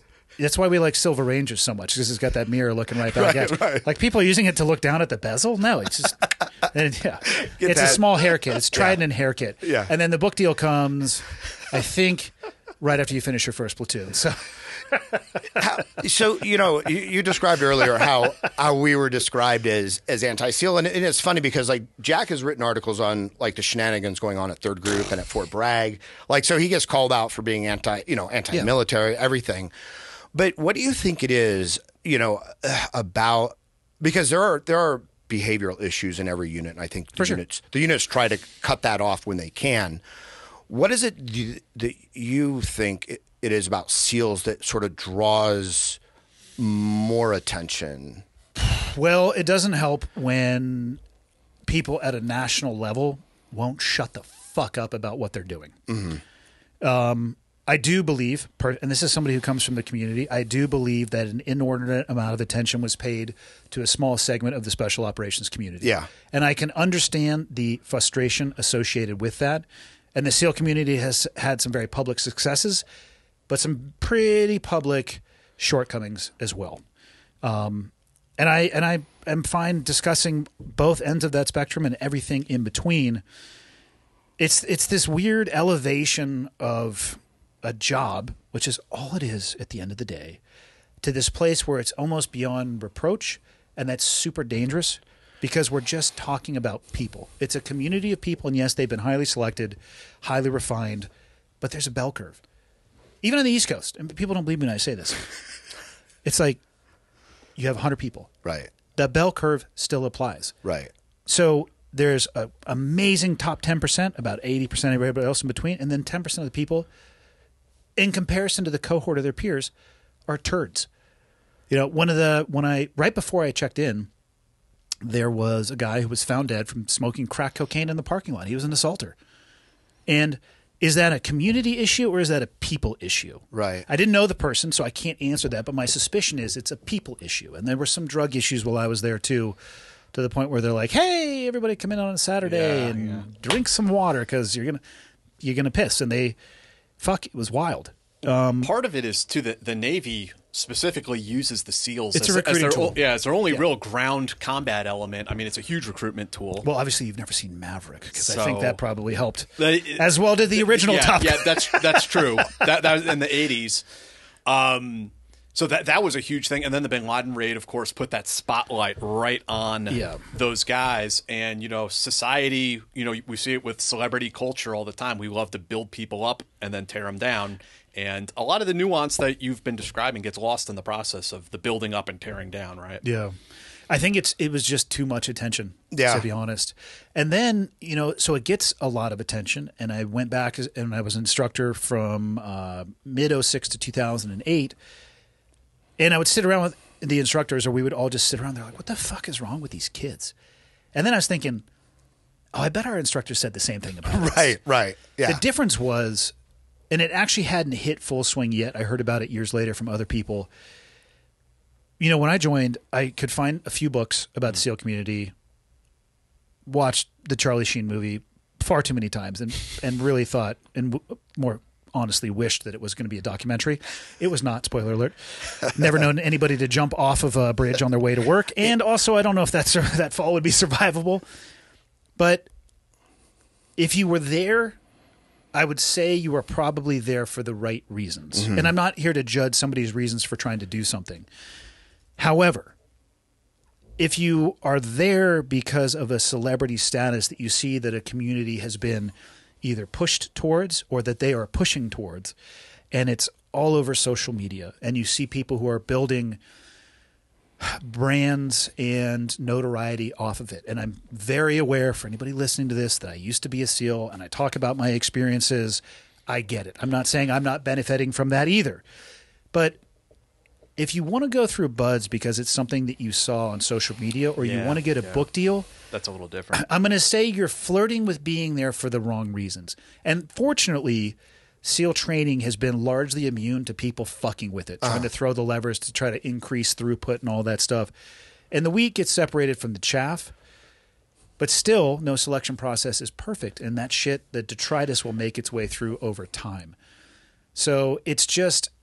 I don't think the notoriety, I do not think it did anything good. Yeah. I mean, At all. Because the movies, the books, I don't think it did. An argument can be made. I've had this argument with Jack Carr, who we went through training together. Because he asked me, he's like, well, what was your first exposure to the SEAL teams? I was like, fuck, I know where you're going with this. Men with Green Faces, classic book about Vietnam. Yep. And he goes, well, what if that book had never been there? I'm like, okay. I'm not saying there's no, like, this is the first time you've ever fucking been right, Jack. And shut up, because you're never going to be right again. I understand his point. But I think there's a point where it goes too far. Like, I have no problem with people writing historical accounts about what happened. I actually think that's essential for the record of who we are as people. I have an issue with when I go into a bookstore, and I remember early in my career, there'd be 6 books. Right. Yeah. And now there's 6 book shelves dedicated to it. And the most polite way that I can say this about some of the people writing those books is that they have a very casual relationship with the truth. yeah. That is the most polite way that I can say it. Yeah. Yeah. And I don't think that helps anybody. Yeah. Except for the person writing it who is doing it for their own self-serving purposes. Whether they would say that or not, I think, is debatable. But from an outside perspective, that's where I land on it. Yeah, it's interesting because, you know, like Jack's written about in his articles, and we also know that, like, there are behavioral issues in every issue. Like, like, it's not at all like isolated to the SEALs. It's just that the SEALs, I think, really get called out for it. And maybe it's like you say, because of the public behavior. And it's hard to begrudge guys who want to write books. I mean, Jack wrote an autobiography. We have a podcast that, you know, we're both former dudes, and, you know, Everybody has every right to do with their experiences as they see fit. Exactly. The only time I take issue is when the relationship with the truth The embellishment. gets a little bit shady. Yeah. Yeah. I mean, we can leave the names out of it. Both of you have some experience with somebody that I would consider to be in that category. And it's like, it gets fucking dirty. When you set out to do that, I mean, I think that you have a responsibility to, well, maybe yourself, to the truth. But I mean, when I wrote, I thought really exactly this conversation. I thought about myself when I was 17, 18 years old in the bookstore and picking up those books about Warp Rangers in Vietnam. Well, some kid might be reading my book, and I feel like I have a responsibility to tell them the truth about the things I fucked up too, and the mistakes I made, and all of that stuff. Because otherwise, why are you even bothering to write about it? Like, don't you want somebody to learn something, take something away from it? Well, Jack, planes don't pay for themselves. right. Fuck. And social media followers, if you're going to buy them, aren't free, if you know what I mean. You can wait. You can buy followers because Yeah, I can point you guys in the direction of somebody that has done exactly that. But whatever. What do I know? So why'd you guys decide to start a podcast? Fuck, we haven't even introduced you guys, and I'm going to let you do it. And tell me about the podcast first, then we'll get into your military careers. Sure. Yeah. The podcast came, about when I absolutely Pop Smoke and left working for a company owned by the notorious individual that you were referencing. Got the hell out of there. And the podcast. How'd you know it was time to go? Speak as broadly as you want to. I mean, I don't want to. Yeah, no, well, again, talking about the things I fucked up. I mean, I stayed there way longer than I should have. And when you're, you can probably understand this as a business owner. When you start something up, you get emotionally attached to it, and you don't want to let it go. You want it to be successful, and like your personal sense of worth is tied into whether or not it's successful. So yeah, I stayed way longer than I should have. And this is part of the things that you don't learn in the military that you need to learn as a civilian. Is quitting is the right thing to do sometimes. Yeah, get the hell out of there, man. So let's see. I mean, there's a whole insane story there, but it tell me more. I mean, it's hard to know where to begin, but I mean, I've been told first there was light. There was light. I mean, I don't know how biblical stories begin, but I think that's the first. Man, there was a lot of stuff that went on there, man, and a lot of gnarly stuff went on, and an old boy just being completely checked out, and then checking in once every 8 months, firing the entire staff, and starting over from scratch. And I mean, stuff like that happened like 7-8 times while I was working for this company. Then when they finally like cut my pay and told me I needed to do twice the amount of work, and I was like, no, I'm not going to do that. And real value proposition. Yeah, exactly. And I was like, well, I think it's time for me to leave. And so that finally gave me that final push I needed to get the hell out of there, which I did. And the very next day, we started the podcast. Like it was literally, I already had the equipment and everything. And I was like, okay. I mean, and looking back on it, again, my big regret is that I didn't do it sooner. I think that there's a story here that Jack needs to tell you why the equipment was there to begin with. Because they had a podcast for the old company, correct? No. This was my own stuff that I bought to start, because we were going to. Dave and I were starting a gaming company. A gaming company? Yes, I was trying to move into a totally different field. We were trying to play Dungeons and Dragons and live stream it, and we had 4 people watching, so we decided that wasn't going to. Have you ever heard the term nerd alert? Yeah. Oh, yeah. Because we're at the rotating light just went off. We're at the epicenter of that. Yeah. Oh, we are. Are you like a level 7 wizard? Rogue. How many? It's a warlock. Okay? How many 100-sided dice do you own? Well, I mean, generally you don't use a 100-sided dice because you want a percentage. So you're using. No, I'm just thinking. I have no idea with whether or not you're telling me is true or not.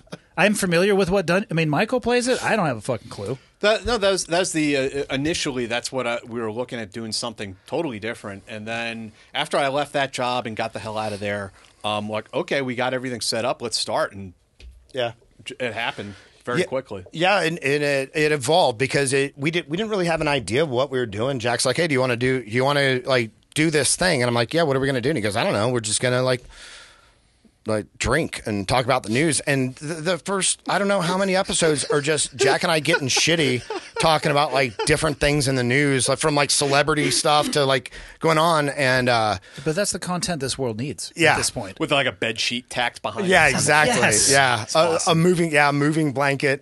And then we started having people on, and it's like, oh well, that's the direction right there. And then we just kind of decided that we wanted to have this long form thing where we talked to people, gave them a chance to like tell us who they were, how they grew up, how they got into the military or intelligence community or whatever, and have it like be like at your bar. We drink during the show, and that really brings out some interesting things when you're doing it live sometimes. But yeah, it's. Yeah, and we moved into a new studio not this summer, the summer before. Started building all of that out, and I mean, you know the deal. I mean, you just build one foot in front of the next. It's literally how I think I've been at it for 6 or 7 years, and it started with 2 microphones that literally were held down by Rogue Fitness 5-pound weights, and a little Zoom that one time I forgot to put batteries in, and I know now that if a Zoom turns itself off due to loss of battery power, all of your data is invalidated as well. So I started plugging it into the wall with fresh batteries every time. What made you decide to start a podcast? Rogan. Okay. I would say I'm a late adopter to podcasting. I did So when I got out in 2013, I got out the last day of June of 2013. I didn't really know what I was going to do. I was working for CrossFit at the time, the strength and conditioning company. And similar to what you're talking about, Jack. I wish I would have done it earlier. I could have popped smoke on that one. Fuck, if I'm being honest, if I look back on the little things that became big things, the indications of the little things were there very, very early on. I was a little bit blinded by the fact I was making additional money. Like, don't join the military to be rich. I literally did an episode the other day where I pulled up the military pay chart. I'm like, listen, people, if you want to go in the military, pull this up. Just plan for a bit. Basic math, X, Y, go to town. So I got out, and I loved the jumping side of the house, except for fort bedding. Static line can go fuck itself. All right, I really feel like the military is a master of taking curriculum that could be applied in 2 days and stretching it out to 3 weeks, which describes basic airborne to a fucking T. The Navy has now, at least in the SEAL pipeline, they have taken over their own air training. I believe they do static line in 5 days. That makes sense. Which is 3 days too much, still, in my opinion. It's like, so you get a master's degree at the end of your set. It's like, just jump the fuck out of the plane. You're going to hit the Fall, ground. yeah. God. My first jump hurt so badly. It was like heels head, no PLF whatsoever, laying there like, I don't think I can do this 4 more times. This is how I die. But I got to my first platoon, and I had some guys that really loved the Air Ops week. I don't know about the workup cycles for you guys on the Ranger side. For us, it's basically a 2-year cycle. You'll train for 18 months and then deploy for 6. That's how it was pre 9/11. And it was all 2 or 3 week blocks. Maybe the longest one was the desert warfare training we did out in an island. But you would dive for 2 weeks. You would over the horizon, over the beach in Zodiacs for 2 weeks. You'd go out to the desert. And then this platoon, God, they wanted to do all sorts of air stuff because all the guys were free fall qualled, except for the new guys. So we'd get on a C-130, and they're on the right-hand side, hooting and hollering, and we're on the left-hand side, dreading everything about this fucking evolution. The plane would go to 1,200 feet, and I'm like, hook up, check static line, sound off for I'm like, fuck. And I'm laying on the drop zone, questioning my life choices as you hear people like canopies opening after free fall. Woo!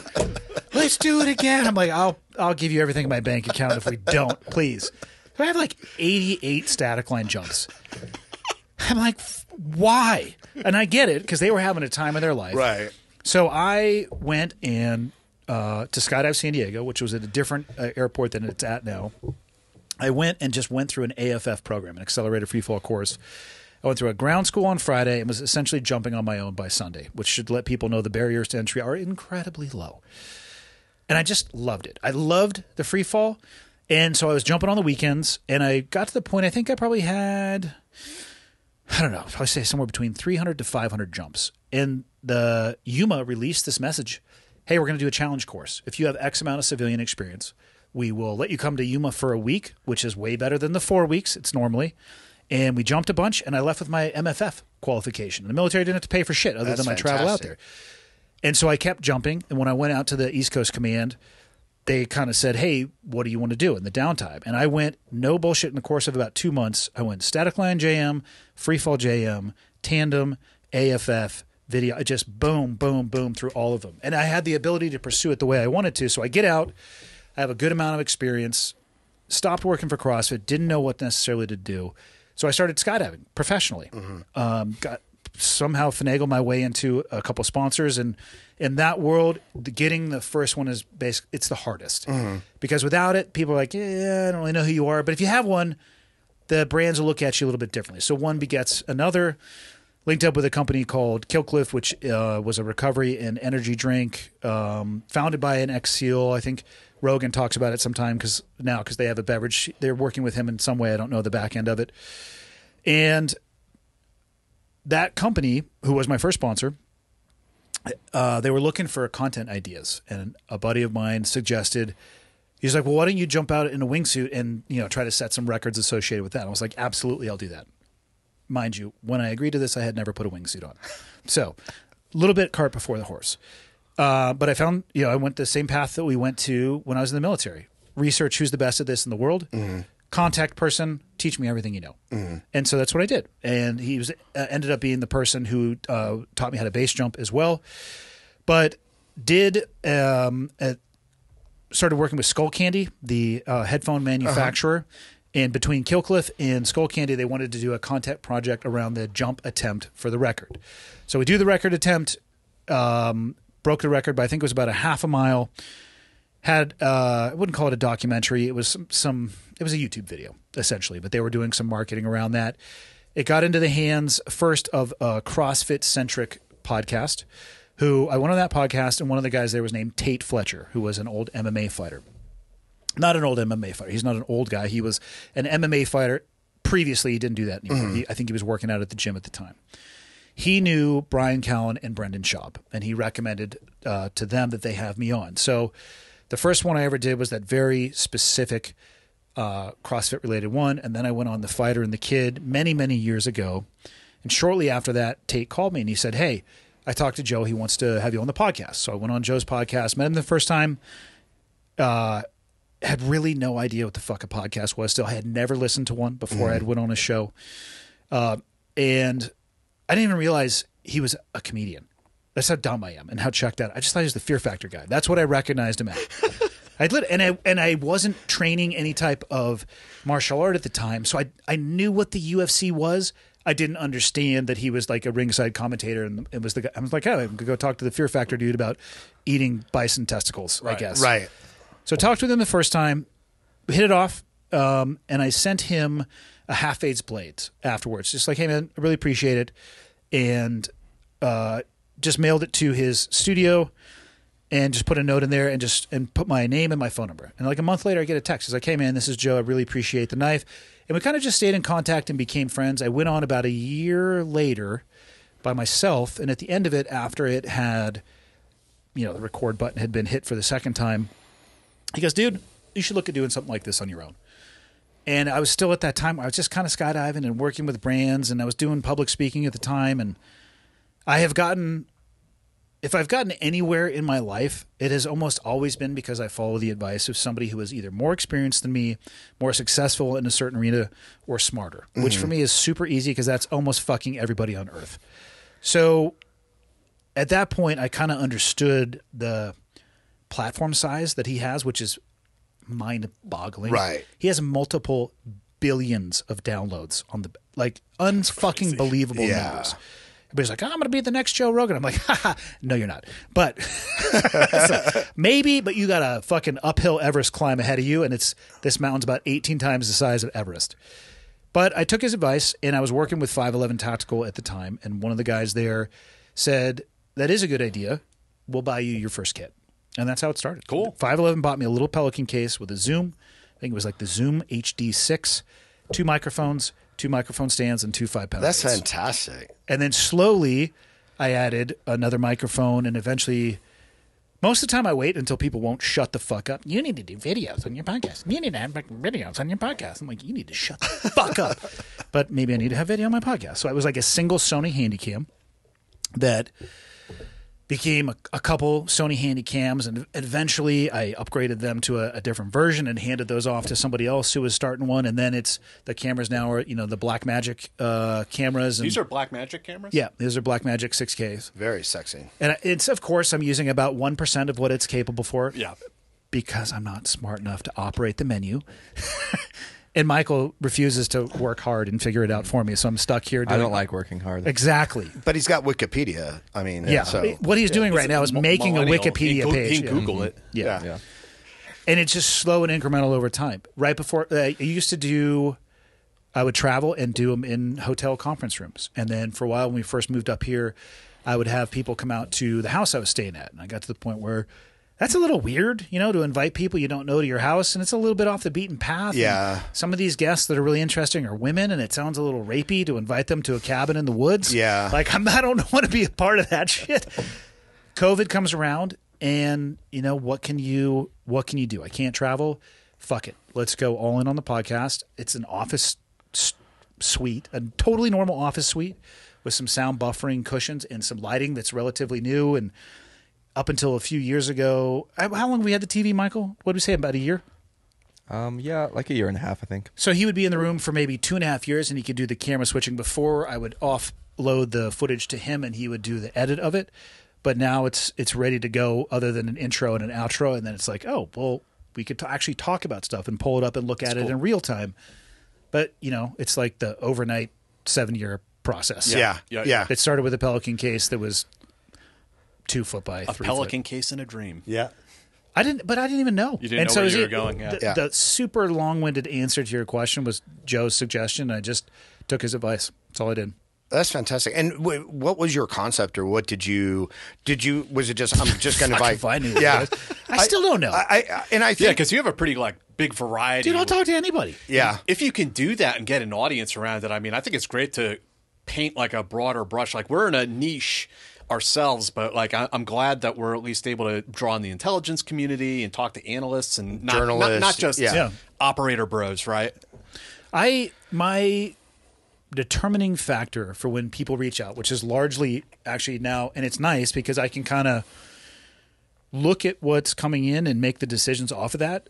If it seems interesting to me, I'll fucking talk Do about it. Yeah. Like I just had a guy on who was a criminal investigator for the IRS. I didn't even know they had that. I thought they were all people looking through W-2s trying to bend you over the table and shove a lamp up your ass. Yeah. Which, come to find out, a lot of the people are trying to Right. do that. But there's apparently a criminal investigation side. Yeah. Which he didn't know much about, and he fucking worked for the IRS. I mean, honestly, there's nothing as reassuring as knowing that there are armed IRS agents out there. So he and I, we actually defund. I'm yeah. part of the defund movement with the IRS. I wanna defund them. We talked a lot actually, and I asked him specifically that question, and he kind of broke that down. And yeah, I didn't realize the different roles that they actually fill. Yeah. But I mean, shit, I had a guy on the episode that'll be out in a few weeks. A guy reached out to me, and he said, I've heard you and Joe and a lot of other podcasters talking only about the positive benefits of psychedelic treatment. He goes, if you ever want to hear from somebody who broke their brain at the age of 17 and spent 4 years in a private personal hell navigating their way out of that, let me know. Like, get your fucking ass on an airplane. We ended up talking like 2.5 hours. Wow. And I think it's so valuable to hear that perspective of it too, because Joe does talk openly about psychedelics, and I've had quite a few people on who work for organizations that deal in that world. And it's just, the more broadly you try to apply something, the more imprecise it is. But Sure. how often, if ever, have you heard somebody get on and be like, okay, this is what could potentially go wrong, especially at a young age? And it's a random. Oh, he reached out to me over Instagram. That's how we originally started communicating. I gave him my email. I'm like, how could we not? And then, Michael was in the room too. I thought that was a fantastic conversation. It was really good. It was awesome. And 2.5 hours later, I'm like, holy shit, man, that was great. Yeah. And it's only his personal experience. He doesn't claim to be an expert. Right. But it's a nice little asterisk to this. Yeah. Hey, go down and do ayahuasca and you'll be totally healed. Right. His story was like, what? You did what? You started thinking what? Some pretty gnarly stuff. Yeah. Yeah. Psychedelics kind of terrify me in some ways. I have no experience, and it scares the shit out of me too. Yeah. Yeah. And but it's like I have no problem having a few drinks and modifying your headspace that way. Right. But I'm afraid of eating some fungus because I think I'm gonna finger paint with my own shit, or I don't know what I think I'm gonna do. But, Right. Yeah. So I don't know. Start making out with Michael on camera. Look, Michael, worse things could happen though, right? Worst things could happen. Yeah, we just leave the cameras off normally. It's not Well, that it'd be weird. That's for It'd be- the OnlyFans channel. Oh yeah, that and your feet pics. No, that's on Feet Finder. Yeah. So how about you guys? I got to take down notes about Feet Finder. Yeah. Same question to you guys. Where was? Obviously you guys knew each other, but what was the origin story behind it? Yeah, it was. So it started out with the D&D thing because Jack started playing. His daughter started playing D&D at school, and we started I talking started playing about with her when she was like 7. Dungeons & Dragons, Yeah. and I had been playing since like 6th grade. Like I That checks loved out. it. Yeah, man. Oh yeah. What's your D&D name? it's private. Like, That's HIPAA protected information. Yeah, stop Andy. trying to dox me. You man. were doing it on YouTube, so I feel like if I do enough research, Stop trying to dox me. Actually, I don't even remember that character's name, to be honest with you. Like that character. bullshit. Don't try to avoid the question. But so Is it Lord Voldemort or some shit like that? No, it was S&M man. it was H. Potter, but there's no relationship Of whatsoever. course. Yeah, it was way before. Yeah. Yeah. Yeah, it's way before J.K. Rowling ever. Well, I met Dave. We didn't know each other in the Army. We met through a Ranger meetup in New York City, 10 years ago. And Is that what it sounds like? like a pride event? Is Like, that what you're well, No, I mean, obviously you guys were wearing ridiculously short shorts. Yeah. I mean, Short that's a shorts, given. light coat of CLP, shower Yeah, shoes, and totally. yeah. I mean, you can imagine what a SEAL meetup would look like. I imagine it looks basically the same, but with better hair. Strikingly handsome gentlemen. Yeah. Actually, no. Most of them would probably be out and look like 10 pounds of shit in a 5-pound bag. But okay, so you guys didn't know each other when you were in. Actually, that's a good segue. I'll let each of you kind of describe your military experience, if you would, because it ties into the podcast. Yeah, Jack, go ahead. You can go first. So, yeah, I joined the Army in 2002, went into Ranger Battalion, was in 375, deployed to Afghanistan and Iraq, and then went to SF, went to selection in 2006, graduated the Q course in 2007, then was in 5th Group on a free fall team, deployed to Iraq, and got out in 2010. And then went to college, so I know what it's like to be a communist, and then kind of fell into journalism from there. So that's the abridged version of it, anyway. I hear horror stories about modern academia. What was your experience? Not a horror story. First off, I was in the political science department, so maybe a little bit different than some of the other departments of the school. But no, I went to Columbia University, which was like obviously known for being this haven of liberalism and communism and whatnot. But I didn't find it to be that. I didn't have a horrible experience there. No traumatic experiences or people spitting on me when they found out I was a veteran. Nothing like that at all. There were probably, at the time I was there, about 250 veterans in the school. Mm-hmm. They've done a lot of outreach to try to get more vets to go to the school. So I graduated from Columbia in 2014. So we're almost 10 years out at this point. Did you at least find it when you were there to be an environment that was open to expose, explore, and challenge ideas, or was it very ideological? That's what I've heard horror story. When I say horror story, very distinct narratives in a certain slant. I think with the professors, they're more open to exploring different types of ideas. What you might run into in certain pockets is the students who are very young. Young people tend to be more passionate, I think, about certain things, more ideological, more certain that they're 100% correct on a topic. I definitely saw some food fights, so to speak, in some classrooms of the younger students bickering and yelling at each other once in a while. So you might see some inflexibility there, but I think the professors are more adult, more mature. They're more willing to explore some of those ideas. Okay. That's my experience anyway. Did you come from a military family? No, not at all. Well, my grandfather was drafted in World War II into the Navy, but he passed away before I was even born. So real answer, no, I'm not from a military family at all. What was your decision-making point to leave service? I'd say the final nail in the coffin for me was Iraq in 2009 and going over there and just seeing the way the war was being fought and the feeling of... I came to this point once where I realized, like, hey, I can come into work and give 110%, or I can not come into work at all, and it'll have almost the exact same result. Yeah. Because all the decisions have already been made, and you can look at that at like a lower tactical level, or you can like zoom out to like a strategic level and what was going on with the withdrawal in Iraq at that point. Either way, and just come to the conclusion, like, well, what are we doing here? And I don't think you can really serve as an elite soldier or in a special operations unit with that mentality, right? It would be hard. Yeah, it just didn't make sense to me anymore. So that was the final nail in the coffin for me, and also just the like just mind crippling, soulless bureaucracy of that existed in special forces, at least in my experience. That was enough for me. And you knew leaving the military that journalism was going to be the No. route you pursued? Really? No, I had no idea. I had no idea what I was going to do. But at the same time, you know, my daughter was being born. I started going to college. It was clear to me that I was going through like some pretty big life changes there. And journalism was something I just sort of fell into, you know, startup company type stuff. And then realizing, oh, I have to write now. I have to report news. And that's kind of how I fell into that. And, you know, we talked earlier about some of the really shitty things about that particular job. But on the other hand, I also got to do a lot of things that I wanted to do. I went back to Iraq. I went to Syria a few times, went to the Philippines, South Korea. I did these reporting trips around the world, running around combat zones. So there were good things that came out of it too. If you had to choose running around as a journalist or running around as a soldier in a combat zone, which one would you choose?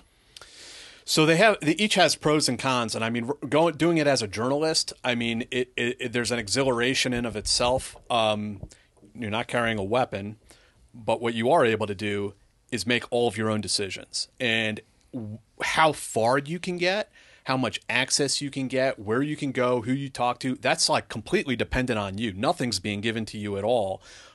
Making allegedly illegal border runs and all these, hypothetically, of course, all of that is on you. So like when you're completely self-reliant on yourself to do those things, there's like an exhilaration to it.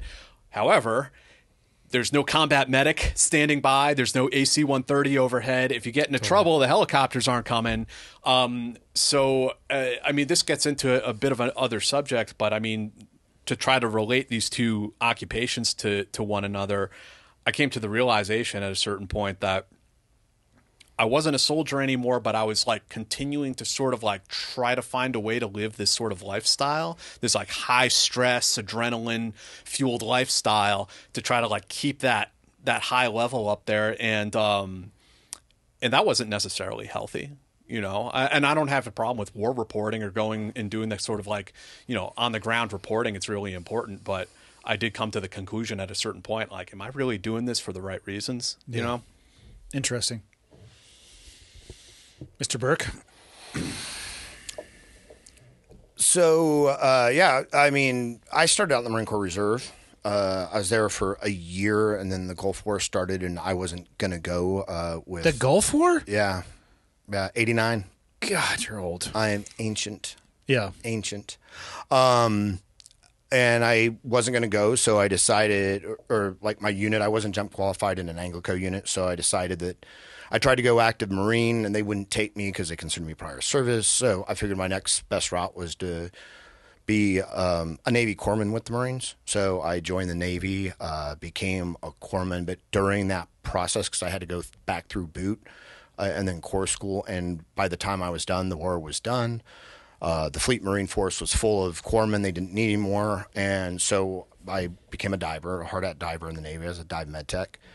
Did that, got out for a couple of years, stayed in the Guard. I was in there, like the Air National Guard for like 6 months at like the 129th Pararescue. Great guys, just their pipeline was so backed up, I didn't know when I was going to go. So then I hopped over to an SF Guard unit, and I was there for like 2 years, and the SF community was just switching over from reserve and guard to all guard, so they were having problems with their sort of pipeline too. So a lot of us were sort of on the these selection teams for a long time, and I just wanted to do something. So I had a couple buddies there who had been Rangers, and they're like, hey, if you want to go do this stuff, just go be a Ranger. And so that's what I did. So at the ripe old age of 27, I joined Ranger Battalion, or, I joined the Army and went to Ranger Battalion. And then left Ranger Battalion in 2000 and joined the National Guard, went to DLI, the Defense Language Institute, studied Arabic for 15 months. And I graduated, I want to say it was either October or November of 2001.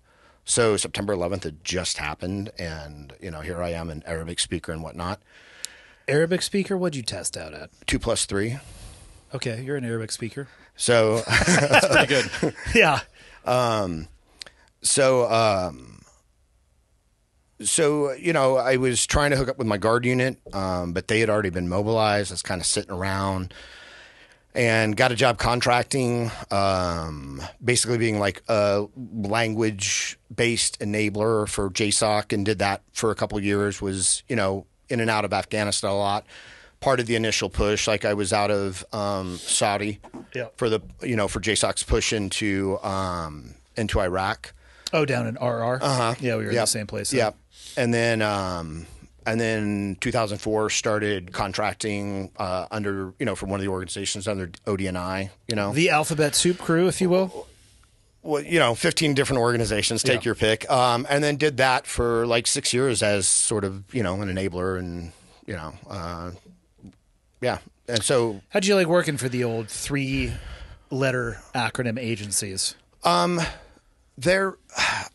I loved my time, working for them. They were, yeah, I loved it. I don't know what, I don't know what else to say. It was a lot of if it was enjoyable, it was enjoyable. It was very enjoyable. A lot of independence, a lot of opportunities for training to do stuff. Worked with a lot of different elements, a lot of combat, which I think all of us, especially for me, like growing up pre 9/11, having been a Ranger pre 9/11, the idea that there's never going to be another war, that it's always going to be a peacetime military. And that's one of the reasons, like, I left Ranger Battalion, because it just seemed like it was just going to be a peacetime operation all the time. You get spun up for stuff. And you left in 2000? Yeah, I left. Yeah, I left in 2000. So timing counts. Yeah. So the interesting thing though is I wonder if people joining the military now have that same thought. I bet they do. Yeah. Yeah. And it's more kinetic. I joined in '96, where combat was theoretical, certainly not practical. I know that. I think, 44 countries right now we have a presence in, or a special operations component in, which is, of course, going to have all of the enablers in conventionals supporting that as well. Today they might get a pump to Syria. They might get a pump to Horn of Africa. But it's going to be limited numbers, though. I wonder if the headspace is back to, well, this is kind of just peacetime. Yeah. Yeah, I don't know. Like, I don't know how I don't know if they're getting pushed out at all or spun up for stuff.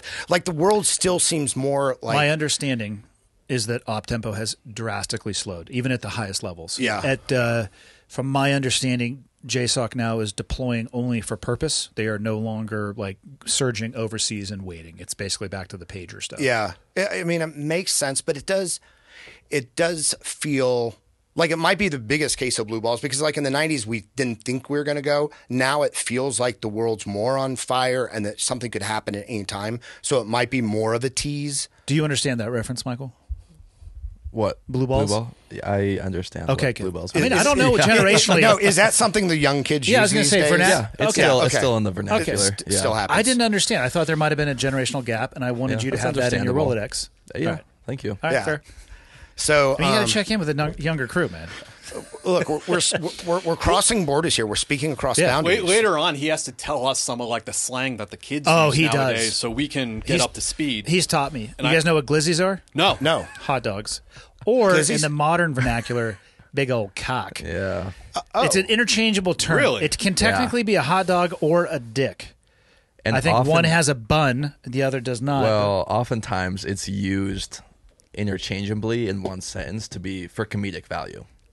I appreciate that. Okay. So I'm not going to use one big cock when I take my kid out, but glizzies. I should throw glizzies sure. out. Mm-hmm. Yeah. What Okay. hit us with something else 24-year-olds know that we don't. Mid, cap, bussin'. Mid, cap, and bussin', I know all of those. Wait, I don't know those. Back up. I don't know those. Mid is exactly. You're just, I know mid. I know you're just mid-level. Mid, Cap like, means, if somebody says cap, that means bullshit.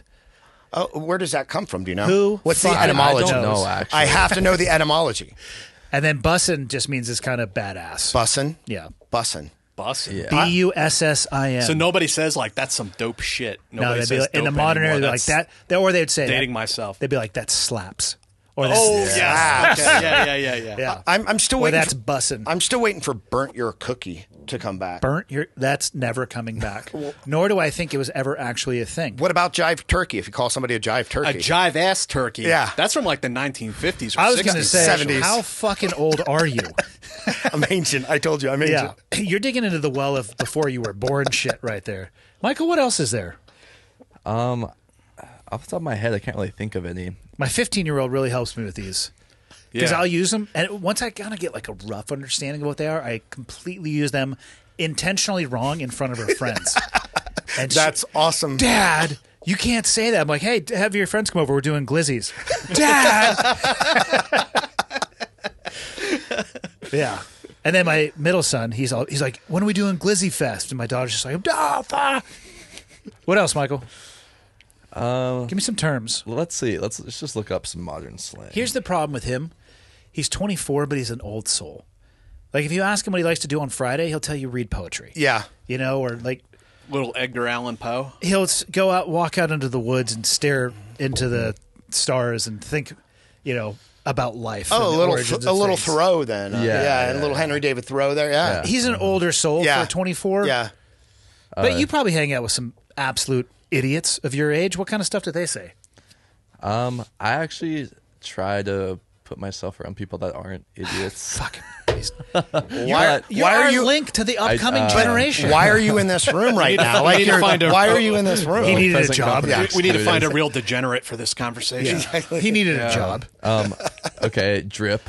You guys know what drip is? Yeah. Isn't drip old now? Isn't that I think dated so. already? That's come and It's gone. still Michael. pretty new. Because I busted that one out with my daughter when Yeah. when her and her friends were like, Come get some of this new drip. 8 or 9, Yeah. and yeah, it's the same thing. Daddy, you're in. I have a question. Are people still spilling tea, or is there a new term for that now? No, I think tea is still like acceptable slang. Is it? Yeah. Yeah.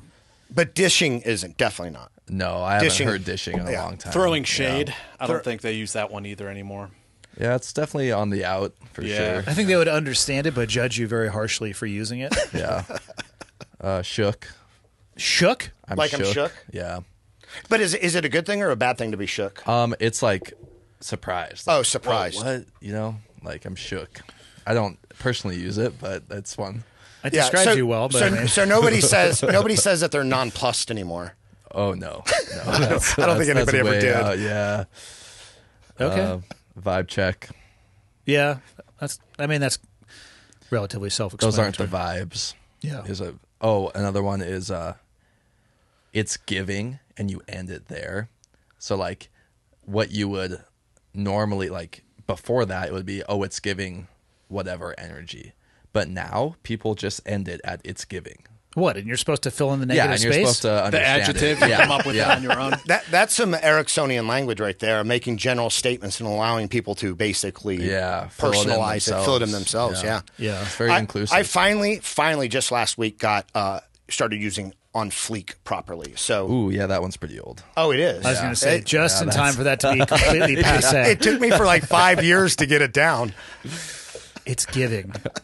Yeah, So you could say it's I- giving like shaman vibes, and look at this the amber amulet that I'm wearing. You could say that. You could, but you wouldn't say shaman vibes. You would say, oh, it's giving. But how the fuck would they know what I'm talking about unless I say that? I don't know, and that's why I hate it. If you were It's cool, dumb. you would know. I think that's like the implied thing. The right? Emperor's New Clothes. How can you Oh, it's passive aggressively make fun of somebody without giving some of those details? Yeah, Otherwise, I it'd be like don't, right over the top of their head. Yeah. We're all so fucked. Fuck these kids. There's another one, Riz. Damn it. Oh yeah, Riz. What does that, Riz mean? That one's kind of so. It used to be like Mojo. Yeah, you got mojo. Like you're really good at talking to girls. Oh, no How's shit. your Riz? How's your Riz? But it's kind of so it gets to a point where it's like super cool to use it, and now the like general population has gotten a hold of it, and now for the up and coming people, it's like, oh, we don't use that anymore. It's because of you know, exactly these conversations Yeah. where the olds start talking to Yeah. the younger, and they're like, by us, just by virtue of talking about it, it's Like, not cool. Oh, this is going to anymore. waterfall down and be like, we Yeah. got it. We All gotta that shit's switch done. over the crypto. I'll say that All every of it. word that you've told us about will be extinct by next week because we use them on this show. It is wild, though. It is, you look at, how old's your daughter, Jack? She's 12. Cell phone yet or no? Yes. They can communicate in like a code language. They're like code whisperers. Hieroglyphics with the emojis. The emojis or the abbreviations. My daughter, who I love texting with, she's fantastic. I'll ask her a question sometimes, and she'll respond with an abbreviation that is somewhere between 8 to 12 characters. And I have to write back, what the fuck does that mean? And then it breaks, and I guess I can see a little bit of where it's kind of coming from. But holy shit, they are murdering the English language. And maybe it's faster to type it out like that. I don't know, but it is shocking, the abbreviations that they use. And that allows them to have conversations in plain sight. I was reading an article one time where it was talking about, it was for parents, like warning signs if you see things on your kid's phone when it comes to texting, because they have these really non sequitur abbreviations. One of them is like, parents are in the room, can't talk. You know, like ways to talk around stuff. Yeah. Very overt that a parent, because we're idiots and hieroglyphs to them. It's like thieves can't. Totally. Yeah. Yeah, They have a right. whole code right. language. It's some D&D lore. Yeah. No, thieves can't was an actual thing in like Victorian England. Oh, was it? Interesting. I prefer it to be more D&D. Yeah, I don't care about history. I mean, if it didn't happen in D&D, like Isn't D&D just living history? You Wikipedia. Damn it. well, Jack, you can get on the Wikipedia page and edit Thieves Can't later. Here's a question for you. Listening to you talk about your military journey, why don't the Marines just have their own corpsmen? So for people listening, the Navy corpsmen, they become FMF corpsmen, and they go and they support the Marine Corps. Why doesn't the Marines just have their own corpsmen? I feel like it's just always been that way.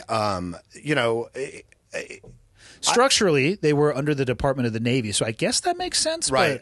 But I don't know why that's remained a consistent part of the Marine Corps where they still use Navy corpsmen. I have no idea why. But, I think for corpsmen, it's a great job, because you're even more so than, say, being a medic in an Army line company or platoon, because you're like Doc, like you're a separate entity in a way. And obviously still within the rank structure and stuff, but there's definitely kind of a standout personality. Like docs are kind of, a good doc is revered in the Marine Corps more so than any like combat medic I've really ever seen in the infantry, even if they're every bit as good. well, it's easier to put holes in things than to stop hydraulic fluid from coming out of them. Absolutely. So I could see that. Yeah. Jack, you were saying you feel the podcast is a little bit in a niche. Do you guys want it to be that way, or are you looking to move out of that? It's a little bit elitist, yeah. But no, we're not looking to move out of it.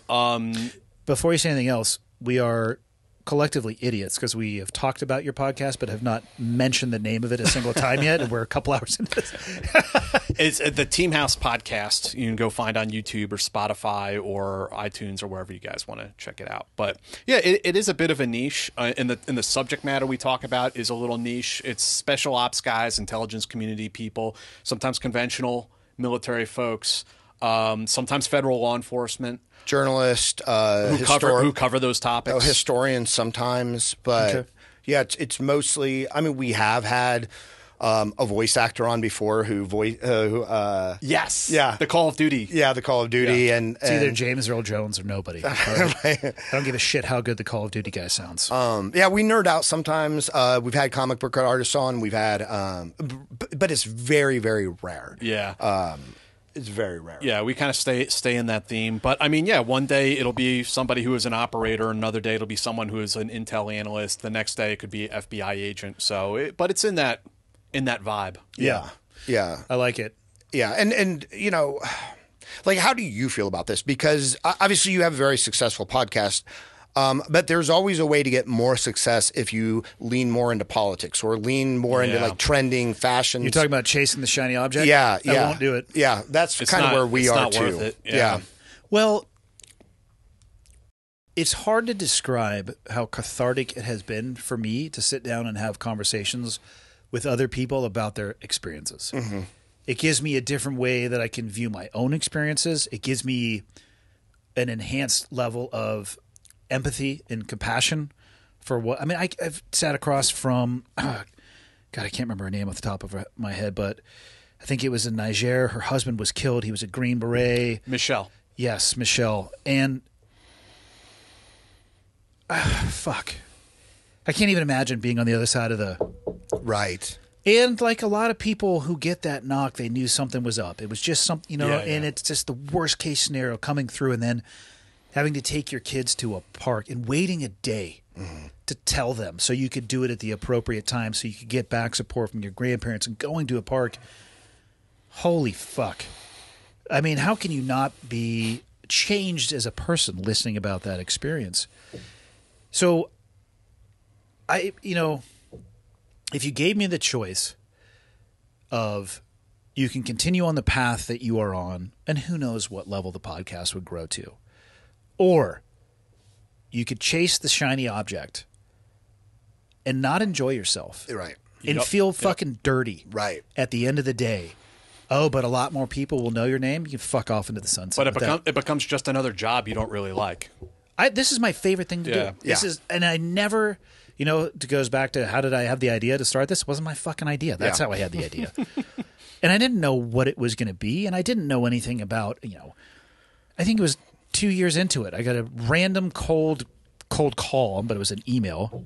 What do you call a cold call email, by the way? A cold email?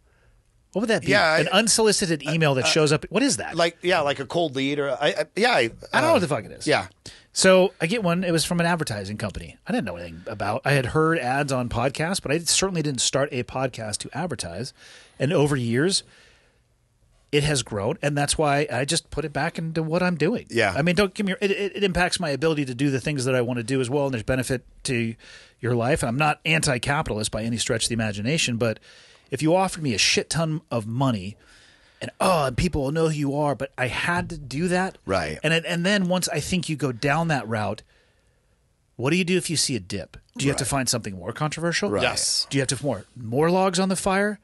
And then you're fucking Alex Jones. Right. There's a lot of things, I'll be honest with you, from an entertainment perspective, that motherfucker, he's great. Because he's insane. And I love the shit he says sometimes.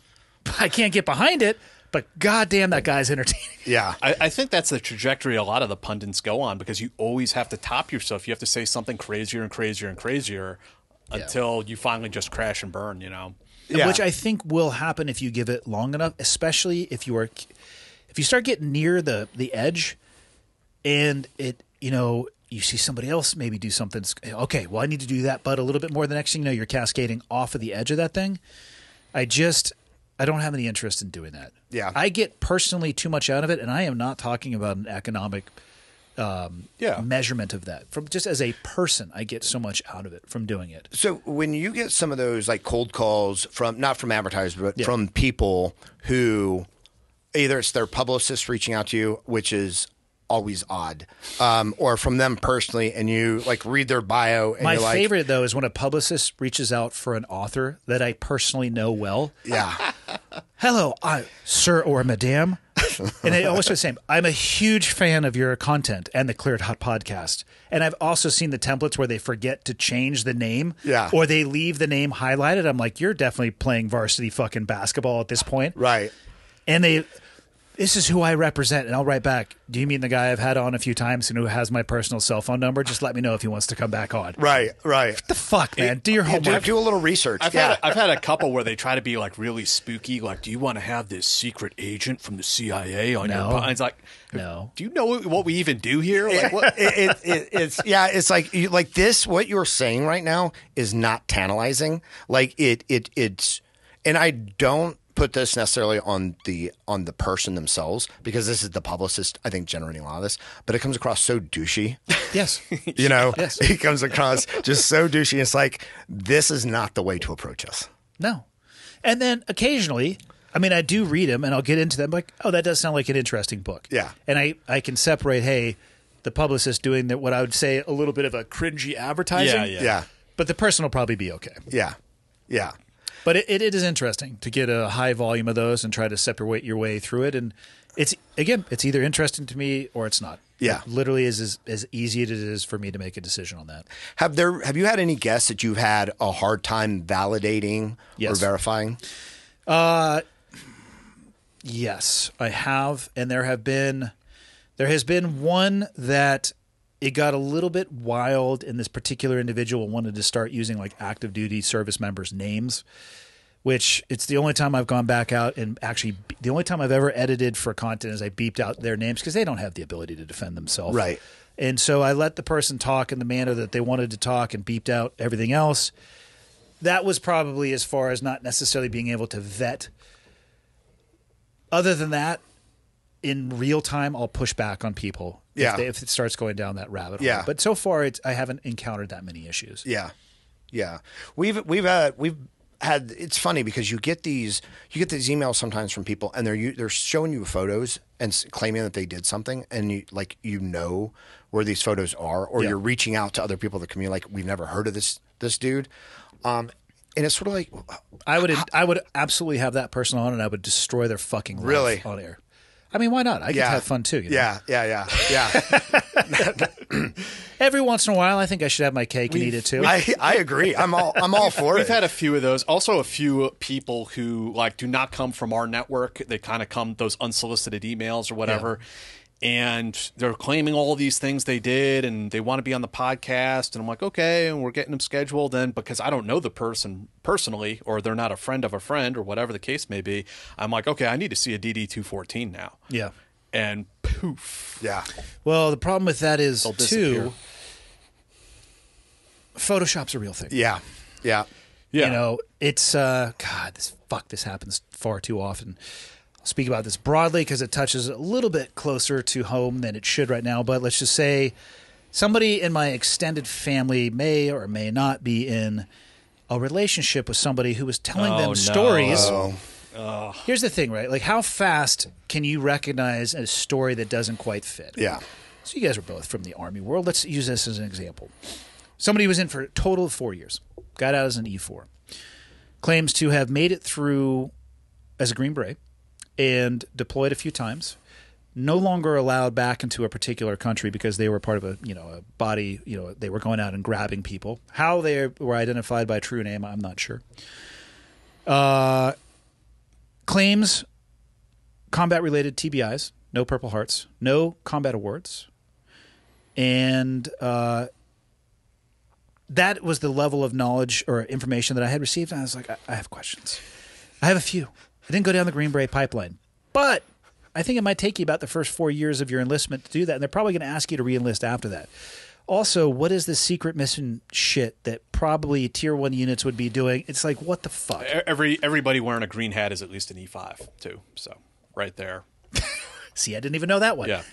Yeah, and then maybe they sent a picture of them in their gear, and there's no helmet, and there's no ballistic gear of any kind, and then their Rhodesian harness, perhaps their magazines are facing opposite directions, and there's no magazine in the mag well, and you're like, this is clearly not somebody who comes from that world. And then you know what gets really frustrating is that when the person you try to share that information with so they can make better life choices argues against it. It's like, you know what? Bon voyage. Right. Yeah. How do you personally, like when you meet the whole stolen valor thing? Thank you for your service. Does it make you angry? Yeah. Does it make you angry? Does it laugh? Do you laugh? Like, what do you think about it these days? I have not had like a crazy interaction. Yeah.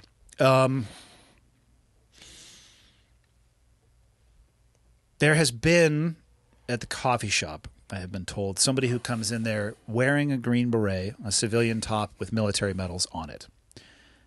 I want to meet this person mostly because I am fascinated by their story and their service. And I have some questions. And more than anything, I want to listen. But if I determine that they are full of shit, they're leaving all that stuff at the coffee shop. But that's about as far as I would take it. Yeah. Most of the time, I feel bad for them. Yeah. I mean, because most of the time, and I don't know what your guys' experience is, they did actually serve. Right. But for some reason, they feel like what they did wasn't good enough. So they take what they did and they start layering shit on it. But then their whole identity becomes about the stuff that they're layering on it. And my theory is just be fucking proud of what you did. Right. Be proud. And this metric of me and measuring your service against somebody else's, what a recipe for being unhappy. Oh, yeah. And for those people, if it doesn't directly, I always answer people honestly because people say, hey, well, these are the stories that this person is telling me. And most of the time people reach out, hey, and this just happened. Hey, we have somebody getting ready to come through our firehouse. They're claiming to have been a SEAL. Does this story make sense? And I'll just kind of look at it. Like, the timeline doesn't make sense. There's no way they could have done these things in the allotted, like the E5. All of them are in E5. This fucking dude got out as an E4. Case closed. Yeah. Right? So, but I know kind of the SEAL pipeline. I'm like, you have to do boot camp and then buds and then about an 18-month training pipeline. And sometimes there's time in between. And this dude was in for 6 years but did 87 combat deployments. I have questions, and I'll give him the information. And then they have to do what they want to do that with that. But most of the time, I just feel bad for them. Yeah. And unless they're really trying to take advantage of people, I don't feel like it's my role to right every wrong that I encounter in my life. The weirdest ones I've come across actually were women. One of them claimed she was in JSOC. Another claimed that first it started off, it was her brother was a Green Beret, and then that evolved in time to my husband is a Green Beret. Freud would have a field day with that one. I was going to say, were they the same person? I mean, people from Alabama do join the military, so it is possible. And we do love Alabama, but it happens. And again, I don't even know why I said Alabama, because maybe Louisiana would be better, and I have nothing against any of that. I'm just saying, and look into then it. there was one. It was a woman who claimed that I think it was her fiance was a Dev Group guy who died, who was killed. Yeah, that's and not verifiable at all. Yeah, it was all the whole house of cards, man. It's like stealing widow valor. I mean, I guess that's a thing. It's weird. It's really weird. And the thing is, though, is while you're investigating, like if you're trying to find out the details, you sound like a douche. You sound like an asshole just by asking. Yeah. The problem is, a lot of people won't for that reason. well, they won't for that reason, and they don't know the questions to ask. Yeah. Right. And if you could actually get somebody to produce a DD-214 and it's legitimate, I could separate the wheat from the chaff in seconds. Right. That's why they don't generally want to give them. And then sometimes I have seen them, they're like, this isn't correct. Right. And oh, by the way, the font's a little bit off on this particular section. Do you guys know, can you FOIA a DD-214? Will they redact like social security number? I think I'm trying to think of what the rules are. I have definitely FOIA'd like the Navy version of them, like fit reps and stuff like that. I think the rule, and somebody can correct me if I'm wrong here, they might have to be deceased for you to be able to get that. However, if they're living, you should be able to get a one-pager. That, it's like a one-page biography with some really basic military biography. And they could black out the... That's not even a FOIA request, actually, to do that. I think that's why we're seeing more and more like stolen valor with like the intelligence agencies now, because there's no way it's impossible to verify. And, none of the agencies are going to come out and say, like, this person never worked here, because then everybody they didn't say that for... They're essentially... They can. There is a process for that, but they usually won't. Yeah. At the end of the day, man or woman, and they're laying in bed at night looking at the ceiling fan doing laps, how hard must it be to live and like go to bed every night knowing that you're living a fucking lie? I don't know, man. That's the thing that gets me when... Or do they start believing it? I think some of them do. I think some of them do. And the thing that gets me sometimes is when I see people I know on podcasts or I know of blatantly Like lying. Who? Yeah, just name. Like first and who? last name. Blatantly lying. Who are you talking about, Dave? Blatantly lying. For me, it's a matter of how can you be so shameless? Like there are living people. There are people who know you're lying. How does that not bother you? I would be ashamed. I would be ashamed to like. I would be ashamed if I said something, if I misremembered something and said it, and somebody corrected me later. I said, "Hey, Dave, this isn't how that went down." Even if I was incorrect, I'd be ashamed. I can't imagine how somebody who knows who people they served with or whatever know that they're lying. Like a whole community, and they still just do it. And I'm like, how? Like, how? How do you do that? Sociopaths. Just go on a podcast and lie? Who does that? They're sociopaths. Yeah. There are legitimately people out there who don't feel guilty, who don't feel that shame. And unfortunately, they're usually the louder version of those communities, and so they paint the super quiet minority, and it really makes things askew, in my opinion, at least. Yeah, it really does. like I said, it just amazes me the shamelessness of it all, though. What do you guys do outside of the podcast, or is it full time?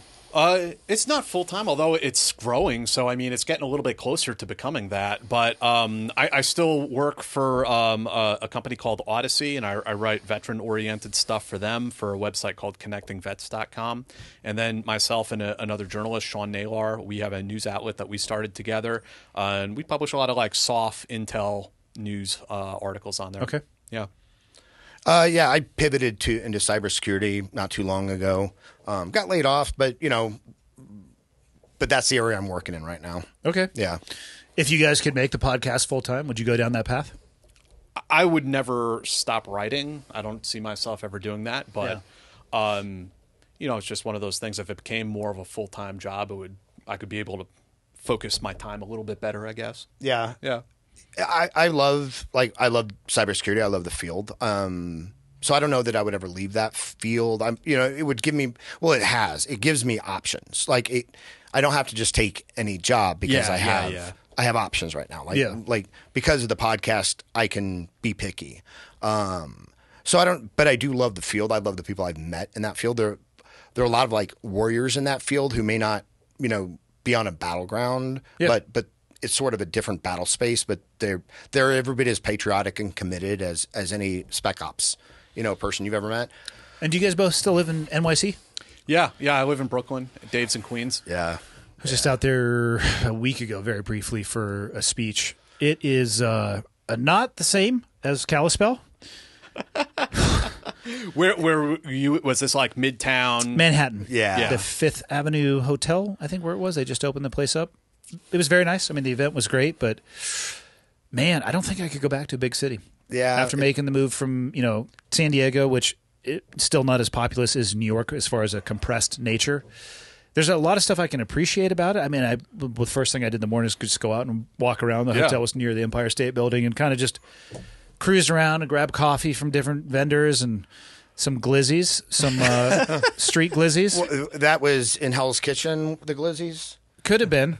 I don't know where the fuck Hell's Kitchen is, so it's a district one might go to if they were looking for glizzies in New York. okay. So there you go. Used interchangeably. Perfect. You've already adapted it well. I've lived there for over 10 years at this point. And I mean, whether you like it or not, I mean, it is quite a jarring experience isn't it, to go back and forth. Just the number of people in of itself. You'll see more people. I flew into LaGuardia and out of JFK. In both of those airports, I will see more people in walking to my terminal than I will in probably a month here. yeah. It's just, you're like, ah! Yeah. It's beautiful out here. And I just want to give you guys a shout out. Your cafe is beautiful. Like The coffee shop, thank you. I love it. It's a place that if I were local, I'd hang out. It has that warm, welcoming, almost lodgy feel to it. It's really nice. Yeah, we tried to make it as Montana-esque as possible. Yeah. Yeah, it's really nice. Yeah. Cybersecurity. Yeah. God, Yeah. that's a whole nother realm that I don't think people realize is as fragile and as vulnerable. It's, just log onto the public Wi-Fi and do your banking. It's totally fine. What could possibly happen? Yeah. It's a fascinating field. I've met, some amazing people. I mean, people who, have no military, have no, some of them do, but a lot of them don't. But they are, conducting ops. They're doing their stuff in ways that, it makes me wonder why we don't just go back to the privateer model, where, the government just issues like letters of marque for these white hat hackers to go after the bad guys because there are so many talented, brilliant people out there who may be like a little neurodivergent in some ways and may never get into the Or military. a little bit of a little, that precludes their military service. yeah, They just have headaches. yeah. But Glaucoma. Yeah. but yeah, they may not, be people who necessarily, or they may have committed crimes when they were younger because they were kids and had the world at their fingertips. But they're, you know what I mean? But they're brilliant, But passionate they're people. reformed. They've changed their minds Exactly. about things. Well, or they've changed their mind about how they're going to go about it. It's like 2/3 Yeah. of a SEAL platoon anyways, right? 3/4 probably. Yeah. Yeah, the community definitely changed over time. I remember when I first got in, Well, to say that it was a culture ingrained in alcohol is not an understatement. Yeah, yeah, yeah. And it's so funny because you don't see it in doctrine, and they're like talking about safety briefs on the Friday, like, God damn it, stop getting DUIs. And right after the safety break, hey guys, we're going to do a kegger on the grinder at noon, and if you're a new guy, these guys need to be the last one to leave. It's like, fucker, I drove to work. How am I supposed to get home? Right. You're telling me not to get a DUI, but it's a mandatory kegger on Friday. I don't know what to do with this information. Yeah. Yeah, alcohol is a big part of the military for culture. sure. I mean, Now, or at least when I got out, you went out of the military fast, get an ARI, an alcohol-related incident ejection seat. Yeah. More often than not. Trident gone, like admin sep, see you later. Yeah, I don't know how it was when Jack was there, but when I was at Ranger Battalion in the late 90s, like to RFS is released for standards. Basically, they kick you out of battalion. They have to go down the road to an infantry unit or whatever. And get in an alcohol-related incident, all you had to do was have a drink or two and get in a fight. Even if you didn't start it, even if like nothing came of it, like, and you would be released. And it's like, it's weird, right? Because they want to enforce these rules and have, their privates or their Joes or, their young SEALs like act in a particular way. But they're so harsh also in some ways where like bigger behavioral issues aren't called out, but like these little ones. It's wild to see what's swept under the rug Right. and what's not. Right. You start to think it's a feature rather than a bug, right? Yeah. Or when the guy who's counseling you about being responsible, damn well has several DUIs and is on his third marriage and has credit card debt and has been bankrupt. But I need to be responsible. Okay. Right. Got it. Right. I have a friend. Not totally my story to tell, so I'm going to be a little vague. But he had 19 and a half years in, and some friends were concerned with him. They called the police to do like a health and welfare kind of check on his home. They just came knock on a door. My friend came outside. He was drunk, not belligerent, didn't fight the police. Drunk in his own house. And drunk in his own house. And the police were like, "Hey man, we'd like you to come with us. We'd like to bring you to the hospital. People are just worried about you." He was like, "Okay, cool." But because of that, he got a alcohol related incident, and the Army tried damn hard to kick him out 19 and a half years in, and it took some massive intervention to stop that from happening. God, that sucks. Yeah. There's a letter of the law and the intent of the law. And what message does that send To everyone. to everybody else? Oh, keep your fucking mouth shut or you're going to get in trouble. Exactly. Suck it up. Or just engage the police from the threshold of your door. And I'm not saying that's the route, but it's like, I don't know. What type of interpretation? Yeah. Yeah. What are you supposed to take away from that? Fuck, man. So what are you guys, what's the next level you guys are trying to get to with the podcast? What are the short and long-term goals with it? That's a great question. Hopefully this isn't the first time you've considered these things. No, really, it actually is. Jack, you want to step outside real quick? Yeah, we're supposed to. You and I and Dee were supposed to have a dinner to discuss this 2024.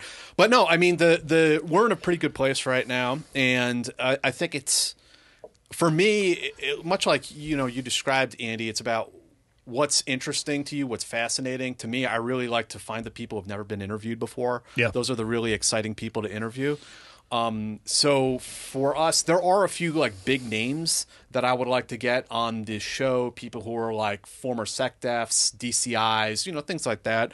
But the more exciting people tend to be the names that if I were to mention them on this podcast, like unless you come from a very specific career field, no one would even know who you're mentioning, who you're talking about.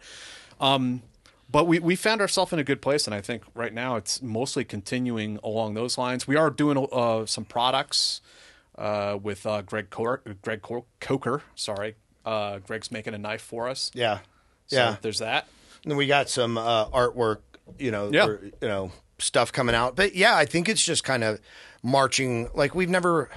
We want to just give a shout out to our producer D, because D is really.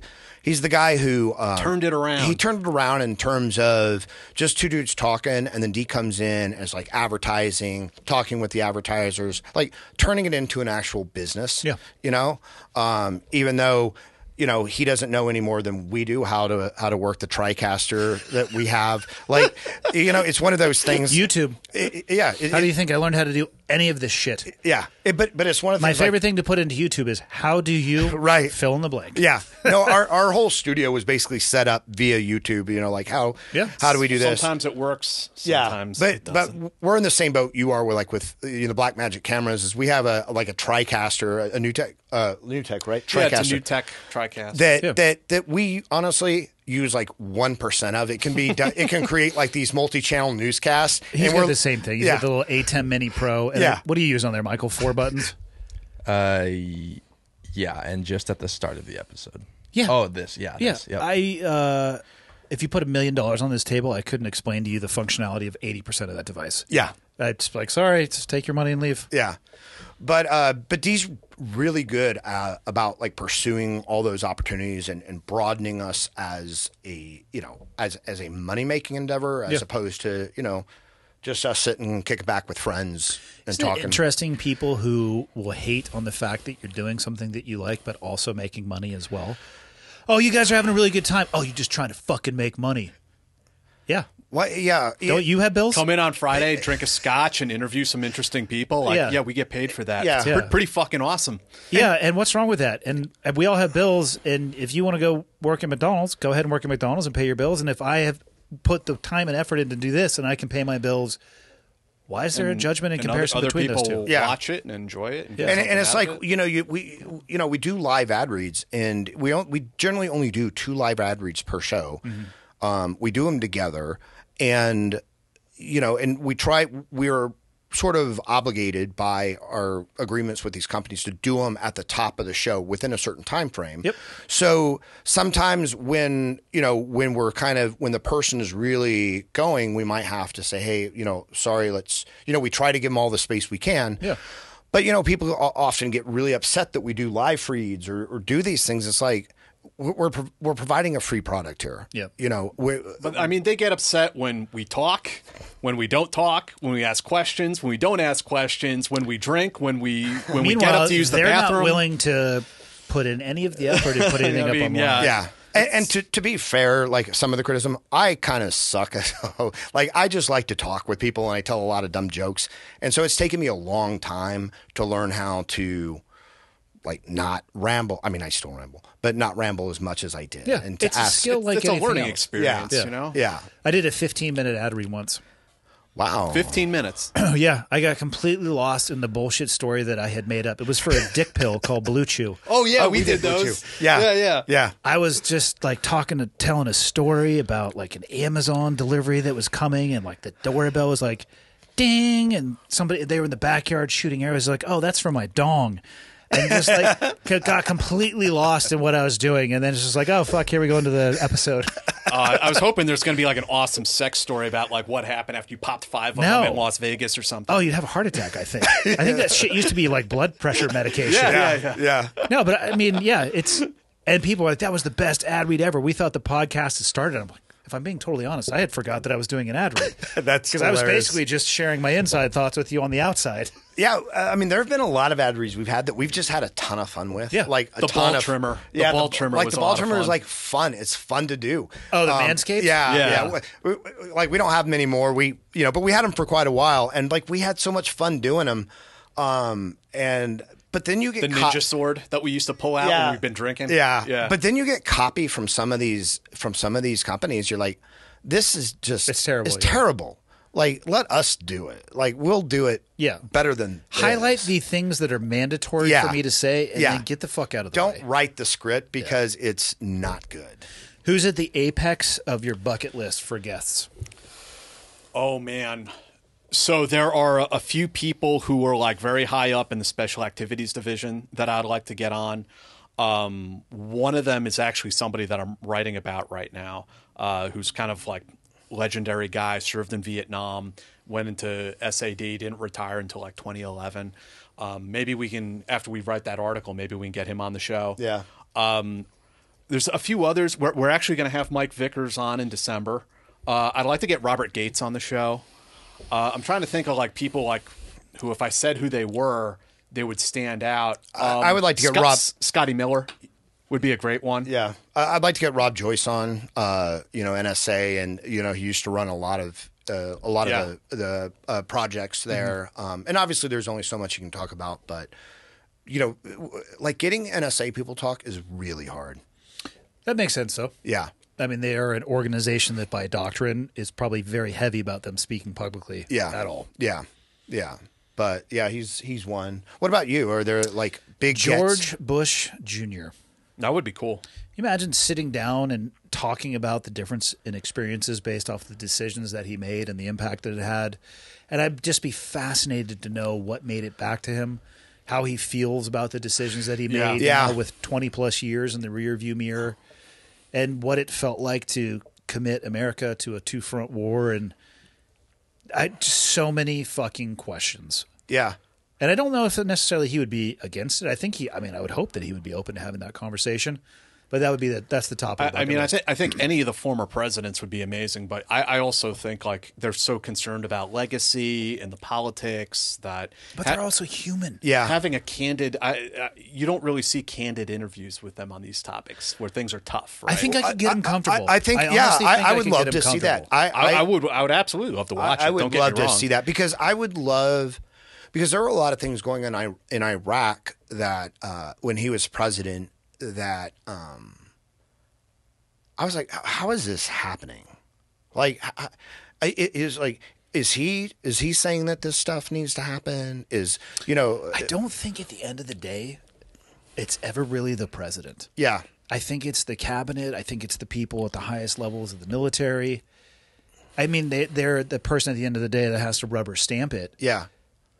But I also do wonder how many original ideas are these fuckers throwing out there? Yeah. Versus we have a think tank of people, and these are the ideas we think that we should be looking at. Yeah. Yeah, I remember a period in Iraq where, like a lot of the targeting was towards these IRGC, these Iranians or Iranian-backed people. And then at one point, 2006, 2007, I don't really remember when, it came out that like policy was there are no more Iranians in Iraq. And it's like, but there kind of are. Yeah. It's like that. Well, that's not true, but it was a policy decision. Yeah. And it's like, is this coming from the president? Is this coming from somebody at state who has an agreement with the Iranians? It's supposed to benefit us in some way. Like where is this coming from? Because it's obviously not true. Yeah. I just feel like if you could get him to open up. Yeah. It would be fascinating. And just have a conversation, because I don't want to judge him on the decisions he made 20 years ago on the information we have now. Right.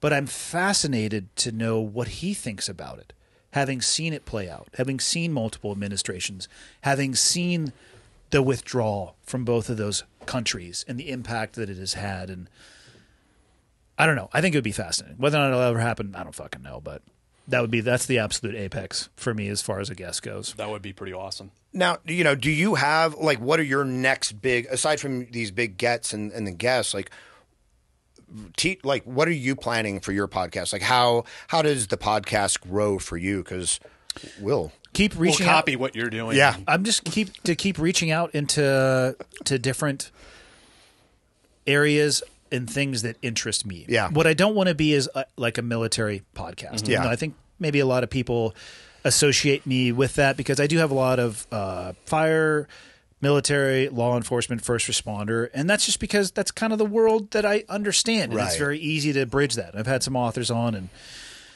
the post-military and the psychedelic work and all of that stuff. And then some guys that I used to work with, but it's just for me, I also you could chase a guest that is super recognizable, that is on a lot of podcasts, and you could have one that is 90% the same as every other podcast that they've been on. Yeah, or find the person that, like you said, maybe not as recognizable, or maybe that it exists in an area that people don't even realize because it's a seam in an envelope that they don't even realize, and have those people on. I don't have any like crazy long-term goals other than staying true to myself and just following what I believe to be is the correct path for me. Yeah. And the metrics, I mean, they have continued to grow since I started 7 years ago, and I don't know what that's going to end up looking like, but I'm also never going to just purely chase metrics either. Right. I just think, for me, And I'm not saying that's the wrong approach for people who are looking at doing this, because the metrics do matter when it comes to advertising and that whole ecosystem. The only advice I give people is don't start a podcast because you think you're going to make money. Not that you can't make money, but it's going to come a lot longer down the road than you think it's going to be, and it's going to be a lot of free work up front that you're probably not prepared for or know about. But just kind of just follow my own internal compass. I think there's a lot to be said for that, maintaining, the credibility, but also having the longevity in the field. Yeah. A lot of podcasts, a lot of YouTube channels, they have a lifespan to them, right? Yeah. And I think you can have a very short lifespan if you start chasing like UFOs, for instance. Like that's the big thing right now. God, I'm hopeful that they're out there. Yeah, me too. I mean, I don't think that they're coming down and doing butt stuff with people, but I hope they're out It's funny there. how they have the ability to travel through space and time, but they always seem to crash here. Right, right. Yeah, Weird. yeah, yeah. I think it's more likely that we are actually existing in like somebody's fishbowl.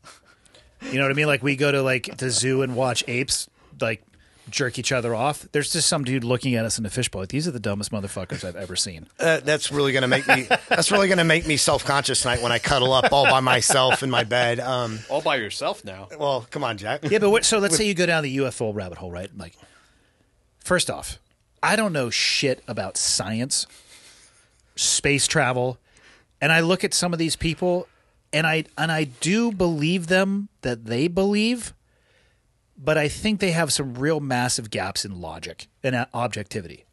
I do believe you. Like, yep, you're bought in on this. You also might be crazy. Yeah. And some of the shit they're saying, like, that's made up. Like, Yeah. you're totally full of shit. You're saying things that actually can't be verified, and you know they can't be verified. And I hope that works out for you. Yeah. What's Well, next? Bigfoot? You're going to go after you go down the UFO rabbit hole? It's like Bigfoot and then sunken vessels from the Spanish War. I mean, Yeah. What do you do for an encore? yeah. You painted yourself into a corner. You better get a goddamn alien sitting across the table from you trying to talk. And not trying to abduct you. I mean, and that's their whole thing, right? I mean, how dope would it be if there are aliens? look, I 100%. I want them to be. I want them. I 100% believe that there are aliens, but if they have the ability to travel, like the universe is just too vast.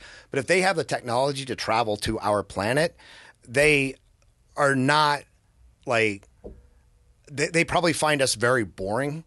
And Rudimentary at best. yeah, we We'll are come back in a few hundred years. we are their reality TV. Right? That's what I'm saying. I think we're in somebody's fishbowl. Yeah, we have entire audiences, like vast, like audiences throughout the the known universe, just tuning into planet Earth to see what fucked up shit we're gonna do next. Michael, aliens, real or no? There's a good chance, and I think they'd actually be very interested in studying another civilization they come across, even if it's rudimentary to them. Because we study ants and very small. But do we though? Yeah. No, there's some weird people who have ant colonies at their house. They're what are they probably- studying? The behaviors, how they work. If we came across a planet that had a civilization that was in their Stone Age, we would have a satellite hovering that planet, constantly monitoring, constantly seeing what they were doing. Oh, and we're not Star Trek. We would take all their resources. Like, no matter what country it was on Earth, they would they would invade and take their resources. It'd be like the Michelin planet because like they would Yeah. mine rubber from there. Which Yeah. I'm aware people you don't mine for rubber. I'm just using an example of a recognizable. Yeah, I think that the dream is that we'd have the Star Trek. We will not engage with primitive civilizations. Somebody would fuck that up. Oh, yeah, well, absolutely. Elon Musk would launch a Corvette onto their planet, and they would go from like sticks and stones to like driving a '67 Chevy or some shit like that, and then that would just be over. I mean, look, I'll just say, for personally, if I had the technology, I would set myself up as a deity on their planet. I would be, I would create a religion and make myself. There's a Russian movie called Hard to Be a God. And it's about some human scientists that go to an alien planet that's sort of like in our version of the Middle Ages, but they never experienced enlightenment. And it's like a 3.5 hour black and white movie that's just like filled with mud and excrement, and it's disgusting. And yeah, at the very end of the movie, I think it's like one of his last lines is because they see him as a god, right? Yeah. This person who's beamed down to the planet. Do you believe that there are aliens out there? I hope so. Yeah. I'm not smart enough to definitively talk about much. Yeah. So the best answer I can give is I think it's probable. Yeah. I kind of fall into the same category of you. Yeah. Where the universe, to my knowledge, we as a human species cannot actually even measure the size of the universe. Right. So statistically, I feel like it's unlikely that we're alone. God, I'm hopeful. I just think it'd be cool as shit. Yeah. And then plus, if they can get here and they haven't like nuked us yet, I don't think they're going to, you know? Yeah. But maybe they are. I don't fucking know. It's an interesting question. Like, I think that the ancient alien stuff is fascinating. I think that, the people who pursue those lines of thought that they've been here before, like a long time ago, and maybe even seeded Earth or whatever, like, a lot of this stuff, that they find in digs, I think it's fascinating. But like you, I don't have any background or any way to know if any of that is, what it all means. I want it to be true. I do too. I wish Bigfoot was real too. Yeah, me too. My problem is there's tens of thousands of game cameras now, and not a single one of those has captured Bigfoot. Yeah. Yeah.